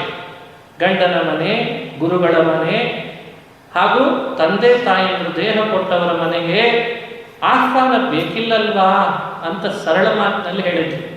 ಶಿವ ಉತ್ತರ ಕೊಡಬೇಕಲ್ಲ. ಈಗ ಶಿವ ಹೇಳ್ದ, ಹೌದು ಸತಿ, ನೀನು ಹೇಳ್ದ ಹಾಗೆ ಇಂಥವ್ರ ಮನೆಗೆ ಹೋಗಲಿಕ್ಕೇನೋ ಆಹ್ವಾನ ಬೇಕಿಲ್ಲ. ಶಿವನಿಗೆ ಕನ್ಯಾದಾನ ಮಾಡಿದಾನೆ ದಕ್ಷ, ಆದ್ದರಿಂದ ಗುರುಸ್ಥಾನದಲ್ಲಿ ಇರ್ತಾನಂತ. ಇಂಥವ್ರನ್ನ ಗುರುಗಳು ಅಂತ ಸ್ಮೃತಿ ಗ್ರಂಥಗಳು ಹೇಳ್ತಾರೆ. ಅನ್ನದಾತ ಭಯತ್ರಾತ ಅಂತ. ನಮಗೆ ಅನ್ನ ಹಾಕ್ತಾರೆ, ಯಾವುದೋ ಒಂದು ಸಂದರ್ಭದೊಳಗೆ ನಮಗೆ ಅನ್ನ ಗತಿ ಇರಲ್ಲ, ಅವರು ನಮ್ಮ ಗುರುಗಳಂತ. ಗುರುಗಳು ಯಾರ್ಯಾರು ಅಂತ. ಭಯತ್ರಾತ, ನಮಗೆ ಭಯ ಆದಾಗ ಭಯದಿಂದ ಯಾರು ಕಾಪಾಡ್ತಾರೋ ಅವರು ನಮ್ಮ ಗುರುಗಳು. ಕನ್ಯೆ ಯಾರು ಕೊಡ್ತಾರಲ್ಲ ಅವರು ನಮ್ಮ ಗುರುಗಳಂತೆ, ಕನ್ಯಾದಾನ ಮಾಡಿದವರು ಗುರುಗಳು. ವಿದ್ಯೆ ಯಾರು ಕೊಡ್ತಾರಲ್ಲ ಅವರಂತೂ ಗುರುಗಳು. ಹೀಗೆ ಇವರನ್ನ ಗುರುಸ್ಥಾನದಲ್ಲಿ ಹೇಳ್ತಾರೆ. ಅದನ್ನು ಇಟ್ಕೊಂಡೇ ಸತಿ ಕೇಳಿದ್ರು, ಕನ್ಯೆ ಕೊಟ್ಟದ್ರಿಂದ ನಿಮಗೆ ಮಾವ ನಮ್ಮ ತಂದೆ ಗುರುಸ್ಥಾನದಲ್ಲಿ ಇದ್ದಾನೆ, ಮನೆಯಲ್ಲಿ ಯಜ್ಞ ನಡೆಸಿದ್ದಾನೆ ಅಂತ ವಿಷಯ ನಮಗೆ ಗೊತ್ತಾಗಿದೆ. ಗುರುಗಳ ಮನೆಗೆ ಶಿಷ್ಯ ಹೋಗ್ಲಿಕ್ಕೆ ಆಹ್ವಾನ ಬೇಕಿರಲ್ಲ. ನೀವು ಶಿಷ್ಯ, ನನಗಂತೂ ದೇಹ ಕೊಟ್ಟಂತಹ ತಂದೆ, ನನಗೂ ನನ್ನ ತವರು ಮನೆಗೆ ಹೋಗ್ಲಿಕ್ಕೆ ಆಹ್ವಾನ ಬೇಕಿಲ್ಲ. ಯಾಕೆ ಈ ಆಹ್ವಾನ ಬೇಕು ಅಂತಿದ್ದೀರಿ, ನಡೀರಿ ಹೋಗೋಣ ಅಂತ ಸತಿಯ ಮಾತಿನ ಅಭಿಪ್ರಾಯ. ಶಿವನ ಉತ್ತರ ಎಷ್ಟು ಸ್ವಾರಸ್ಯ ಇತ್ತಲ್ಲ, ಅದನ್ನು ಕೇಳಬೇಕು. ತ್ವಯೋದಿತಂ ಶೋಭನಮೇವ ಶೋಭನೆ ಇದೆಲ್ಲ ಭಾಗವತದ ಮಾತು, ಶಿವನ ಮಾತು. ಶಿವ ಉವಾಚ, ಶಿವ ಹೇಳ್ತಾನೆ, ಹೌದು ನೀನು ಹೇಳಿದಂತೆ ಆಹ್ವಾನ ಬೇಕಿಲ್ಲ, ನಿಜ, ಹಾಗೆ ಹೋಗಬೇಕು. ಅನಾಹುತಾಪ್ಯಭಿಯಾಂತಿ, ಅನಾಹುತಾಪ್ಯಭಿಯಾಂತಿ, ಆಹ್ವಾನ ಇಲ್ಲದೆ ಹೋಗಬೇಕು. ಅದನ್ನು ಒಪ್ಪಿದ ಶಿವ. ನೋಡಿ, ಕಾಂತೆ ಸತಿಗೆ ಹೇಳಬೇಕು, ಪ್ರಿಯತಮಳಿಗೆ ಹೇಳಬೇಕಲ್ವ, ತುಂಬ ಪ್ರೀತಿ ಶಿವನಿಗೆ ಸತಿಯ ಮೇಲೆ. ಅವಳಿಗೆ ಹೇಳಬೇಕಾದ್ರೆ ಯುಕ್ತಿಯುಕ್ತವಾಗಿ ಹೇಳಬೇಕು. ಏನೋ ಹೇಳಿದ್ರೆ ಅದಕ್ಕೆ ಯುಕ್ತಿಯುಕ್ತವಾಗಿ ಹೇಳ್ತಾನೆ ಶಿವ. ಏನು ಹೇಳ್ದ? ಆಹ್ವಾನ ಇಲ್ಲದೆ ಹೋಗಬೇಕು ನಿಜ, ನಾನು ಆಹ್ವಾನ ಕೊಟ್ಟಿಲ್ಲ ಅಂತ ನಿಮ್ಮ ಅಪ್ಪನ ಮನೆಗೆ ಹೋಗೋದು ಬೇಡ ಅಂತಿಲ್ಲ, ಬೇರೆ ಕಾರಣ ಇದೆ ಅಂತ. ಏನು ಕಾರಣ? ಎಷ್ಟು ಸಸ್ಪೆನ್ಸ್ ಇಟ್ಟಿದ್ದಾರೆ ನೋಡಿ ಭಾಗವತದೊಳಗೆ. ಇನ್ಸಿಡೆನ್ಸೇ ಸಸ್ಪೆನ್ಸ್. ಏನದು? ಅದಕ್ಕೆ ಹೇಳ್ದ, ಆಗ ಇಷ್ಟು ಕೇಳ್ತಿದ್ದಿ ಅಂತ ಹೇಳ್ತೀನಿ. ನಾವು ಯಾರ ಮನೆಗೆ ಹೋದರೆ ನಮ್ಮನ್ನು ಹೆಜ್ಜೆ ಹೆಜ್ಜೆಗೆ ದೋಷವನ್ನೇ ನೋಡಿ ಅಂಗಿಸ್ತಾರಲ್ಲ, ಅಂಥವ್ರ ಮನೆಗೆ ಹೋಗಬಾರ್ದು ಅಂತಿದೆ. ಅದಕ್ಕೆ ಬೇಡ ಅಂತಂದಂತೆ. ತೇಯದ್ಯನುತ್ಪಾದಿತ ದೋಷ ದೃಷ್ಟಯ ಬಲೀಯಸಾನಾತ್ಮದೇನ ಮನ್ಯುನಾ. ಶಿವನ ಮಾತು. ಕೆಲವರು ಮನೆಗೆ ಹೋದರೆ ಹೆಜ್ಜೆಗೆ ದೋಷನೇ ಎಣಿಸ್ತಾರೆ. ಅವರು ಎಣಿಸೋದಂದ್ರೆ ನಮಗೂ ಅದು ಗೊತ್ತಾಗ್ತದೆ, ನಮ್ಮ ಬಗ್ಗೆ ಇವರು ದೋಷ ಎಣಿಸ್ತಿದ್ದಾರೆ ಅಂತ. ನಮಗದರಿಂದ ಘರ್ಷಣೆ ಶುರುವಾಗ್ತದೆ, ಮನಸ್ತಾಪ ಆಗ್ತದೆ. ಅದರ ಬದಲು ದೂರ ಇರೋದೇ ಕ್ಷೇಮನ. ಈ ಕಾಮನ್ ಸೆನ್ಸ್ ಅನ್ನು ಜಗತ್ತಿಗೆ ಬೋಧಿಸಿದ ಮಹಾನುಭಾವ ಶಿವ. ಯೋಚಿಸಿದರೆ ಗಂಭೀರ ಆಗ್ತದೆ ಇವತ್ತಿನ ಈ ವಿಷಯ. ಮನೆಯಲ್ಲಿ ಹೋದರೆ ಕೂತ್ರೆ ಯಾಕೆ, ನಿಂತ್ರೆ ಯಾಕೆ, ಸರಿ ಬೇಡ ಬಿಡು ಅಂತ ಅಡಿಗೆ ಮನೆಗೆ ಹೋಗಿ ಅಡಿಗೆ ಮಾಡ್ಲಿಕ್ಕೆ ಅಡಿಗೆ ಮನೆಯಲ್ಲಿ ಅಡಿಗೆ ಯಾಕೆ ಮಾಡಿ, ಅದು ಬೇಡ ಬಿಡು ಮಲಗಿದೆ ಯಾಕೆ, ಮಲಗಿದೆ ಯಾಕೆ, ಕೂತ್ರೆ ಯಾಕೆ, ನಿಂತು ಯಾಕೆ, ಮಾತಾಡಿದೆ ಯಾಕೆ ಅಂದ್ರೆ ಏನು? ಮನೆಯಲ್ಲಿರೋ ಸೊಸೆ ಯಾವತ್ತೂ ಸುಮ್ಮನೆ ಇರಬೇಕು ಅಂತ ಅರ್ಥನ? ದೊಡ್ಡ ಸೀರಿಯಲ್ಲೇ ಮಾಡಿರ್ತಾರೆ ಇವತ್ತು ಇದರ ಬಗ್ಗೆ. ಏನದು ಬಹಳ ದೊಡ್ಡದಿದೆ ಅದರದ್ದು. ಯೋಚಿಸಿದ್ರೆ ಗಂಭೀರ ಆಗ್ತದೆ. ಕೂತ್ರು ತಪ್ಪು, ನಿಂತರೂ ತಪ್ಪು, ಮಾತಾಡಿದ್ರು ತಪ್ಪು, ಮಾತಾಡದು ಇದ್ರೂ ತಪ್ಪ. ಮತ್ತೆ ನೋಡಿ ಹೇಗೆ ನಿಂತಿದ್ದಾಳೆ, ಏನು ಬಡ್ಕೊಂಡದೋ ಏನೋ ಇವಳಿಗೆ. ಸರಿ ಬಿಡು ಅಂತ ಮಾತಾಡಿದ್ರೆ ತಪ್ಪು. ಸಮಾಜದ ವ್ಯವಸ್ಥೆ ಒಳಗೆ ಏನು ಮಾಡಿದ್ರೂ ದೋಷಗಳನ್ನು ಎಣಿಸುವ ಒಂದು ವ್ಯವಸ್ಥೆ, ಒಂದು ದೊಡ್ಡ ಗುಂಪೇ ಇದೆ. ಮಾತುಗಳಾಡದೆ ಮೌನದಿಂದಿದ್ದರೆ ಭೂತ ಬಡದವನೆಂಬುವರಯ್ಯ. ಚಾತುರ್ಯದಿಂದಲೇ ಮಾತುಗಳಾಡಲು, ಬಹಳ ಚತುರತೆಯಿಂದ ಒಳ್ಳೆ ಮಾತುಗಳನ್ನು ಆಡ್ಲಿಕ್ಕೆ ಶುರು ಮಾಡಿದರೆ, ಯಪ್ಪ ಎಷ್ಟು ಮಾತಾಡ್ತಾನಪ್ಪ ವಾಚಾಡಿ, ಹೀಗೆ ಬೈಯೋದು. ಮಾತೇ ಆಡದೆ ಮೌನದಿಂದ ಬ್ಯಾಡ ಬಿಡೋ ನನಗೆ ಯಾಕೆ ಬೇಕು ಮಾತು ಅಂತಂದ್ರೆ ಭೂತಗೀತ ಪಡ್ಕೊಂಡದೆ. ಬಿಡು ಬಾಯಿ ಸ್ವಲ್ಪ.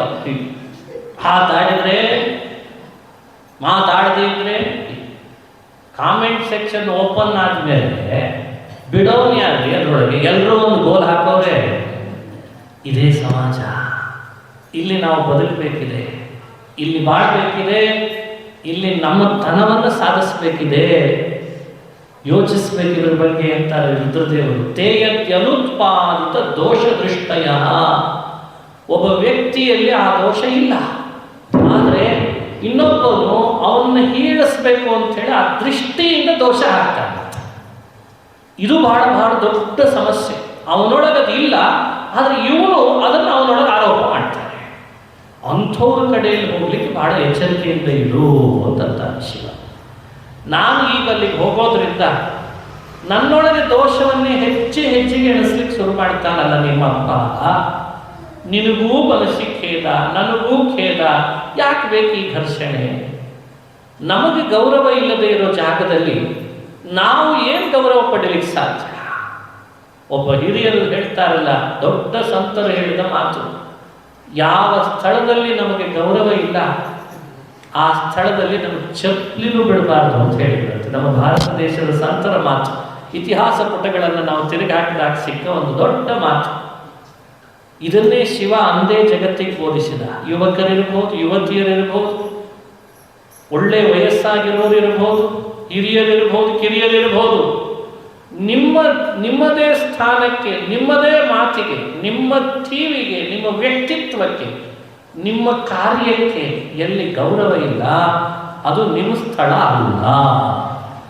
ಪದೇ ಪದೇ ದೋಷ ಎಣಿಸ್ತಾ ಇದೆ, ಹೆಜ್ಜೆ ಹೆಜ್ಜೆಗೆ ಕೀಳು ಮಾತುಗಳಾಡ್ತಿದ್ದಾನೆ, ಹಂಗಿಸ್ತಿದ್ದಾನೆ ಅಂದರೆ ಅದು ನಿನ್ನೂರಲ್ಲ ಅಂತ ಅನ್ಬೇಕಂತ. ಚಾಣಕ್ಯ ಅರ್ಥಶಾಸ್ತ್ರವನ್ನು ಜಗತ್ತಿಗೆ ಕೊಟ್ಟ ಚಾಣಕ್ಯ ಈ ಮಾತನ್ನು ಹೇಳ್ತಾನೆ. ಆ ರಾಷ್ಟ್ರ ನಂದು, ನನಗೆ ಭುಕ್ತಿಯಲ್ಲಿದೆ, ಅದು ನಂದು ಅಂತಾನೆ. ಆ ದೇಶ ನನ್ನದು, ನಾನು ಹೋದರೆ ನನ್ನದೇ ವ್ಯಕ್ತಿತ್ವಕ್ಕನುಗುಣ ಗೌರವಿಸ್ತದಲ್ಲ, ಆ ದೇಶ ನನ್ನದು. ಆ ಊರು ನನ್ನದು, ಅದನ್ನು ನಾನು ಆಳ್ತೇನೆ. ನನ್ನ ಮಾತು, ನನ್ನ ಕಾರ್ಯ, ನನ್ನ ದಕ್ಷತೆ, ನನ್ನ ಕ್ಷಮತೆಯಿಂದ ನನಗೆ ಅಂತ ಬರಬೇಕಾದ ನ್ಯಾಯಯುತವಾದ ಸಂಪಾದನೆ, ಹಣ ಎಲ್ಲಿ ಸಿಗ್ತದಲ್ಲ, ಅದು ನನ್ನ ಕ್ಷೇತ್ರ. ಹೀಗೆ ಪ್ರತಿಯೊಬ್ಬರು ಈ ಅರ್ಥಶಾಸ್ತ್ರ ಚಾಣಕ್ಯ ಜಗತ್ತಿಗೆ ಕೊಡುವಾಗ ಈ ಮಾತನ್ನು ಪ್ರಾಕ್ಟಿಕಲ್ ಆಗಿ ಮನುಷ್ಯ ವಿಚಾರ ಮಾಡಿ, ಪುಣ್ಯ ಪಾಪ ಸ್ವರ್ಗ ನರಕಗಳ ಯಾವುದೋ ಒಂದು ವ್ಯವಸ್ಥೆಯನ್ನ ಮಿಸ್ಗೈಡ್ ಮಾಡಿಬಿಡಬಾರ್ದು ಜಗತ್ತಿನೊಳಗೆ. ಅವರವರಿಗೆ ಸಿಗಬೇಕಾದ ಗೌರವವೂ ಸಿಗಬೇಕು, ಅವರವರ ಬೆಳವಣಿಗೆಯೂ ಸರಿಯಾಗಿ ಆಗಬೇಕು. ಇದನ್ನು ಯೋಚಿಸಿ ಸ್ವಾವಲಂಬಿಗಳಾಗಿ ಬದುಕಬೇಕು. ನಾವು ಮತ್ತೊಬ್ಬರು ನಮಗೆ ಕೊಡಬೇಕಾದ ಗೌರವವನ್ನು ಕೊಡಲೇಬೇಕು. ಕೊಡಲ್ಲ ಅಂತಾದಾಗ ಆ ಸ್ಥಳಕ್ಕೆ ನಾವು ಯಾವತ್ತೂ ಹೋಗಬಾರದು. ಇಂಥ ಒಂದು ಅದ್ಭುತವಾದ ವಿಷಯವನ್ನು ರುದ್ರದೇವರು, ಸತಿಗೆ ಈ ವಿಷಯ ಗೊತ್ತಿಲ್ವೇನು? ಸತಿಗೆ ಗೊತ್ತಿದೆ, ಗೊತ್ತಿಲ್ಲದೆ ಇದ್ದವ್ರು ನಮ್ಮಂಥವ್ರು ಬಹಳ ಇದ್ದೇವೆ.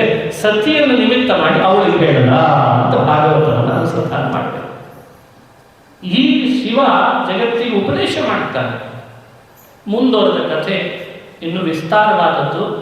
ಸಮಯ ಆಗಿದೆ, ಆದ್ದರಿಂದ ನಾಳೆ ಮತ್ತೆ ಇದರ ಭಾಗವನ್ನು ಚಿಂತಿಸೋ ಪ್ರಯತ್ನ ಮಾಡ್ತೇನೆ ಅಂತ ಹೇಳ್ತಾ, ಶ್ರೀಕೃಷ್ಣ ಅರ್ಪಣಮಸ್ತು. ಹರಯೇ ನಮಃ, ಹರಯೇ ನಮಃ, ಹರಯೇ ನಮಃ.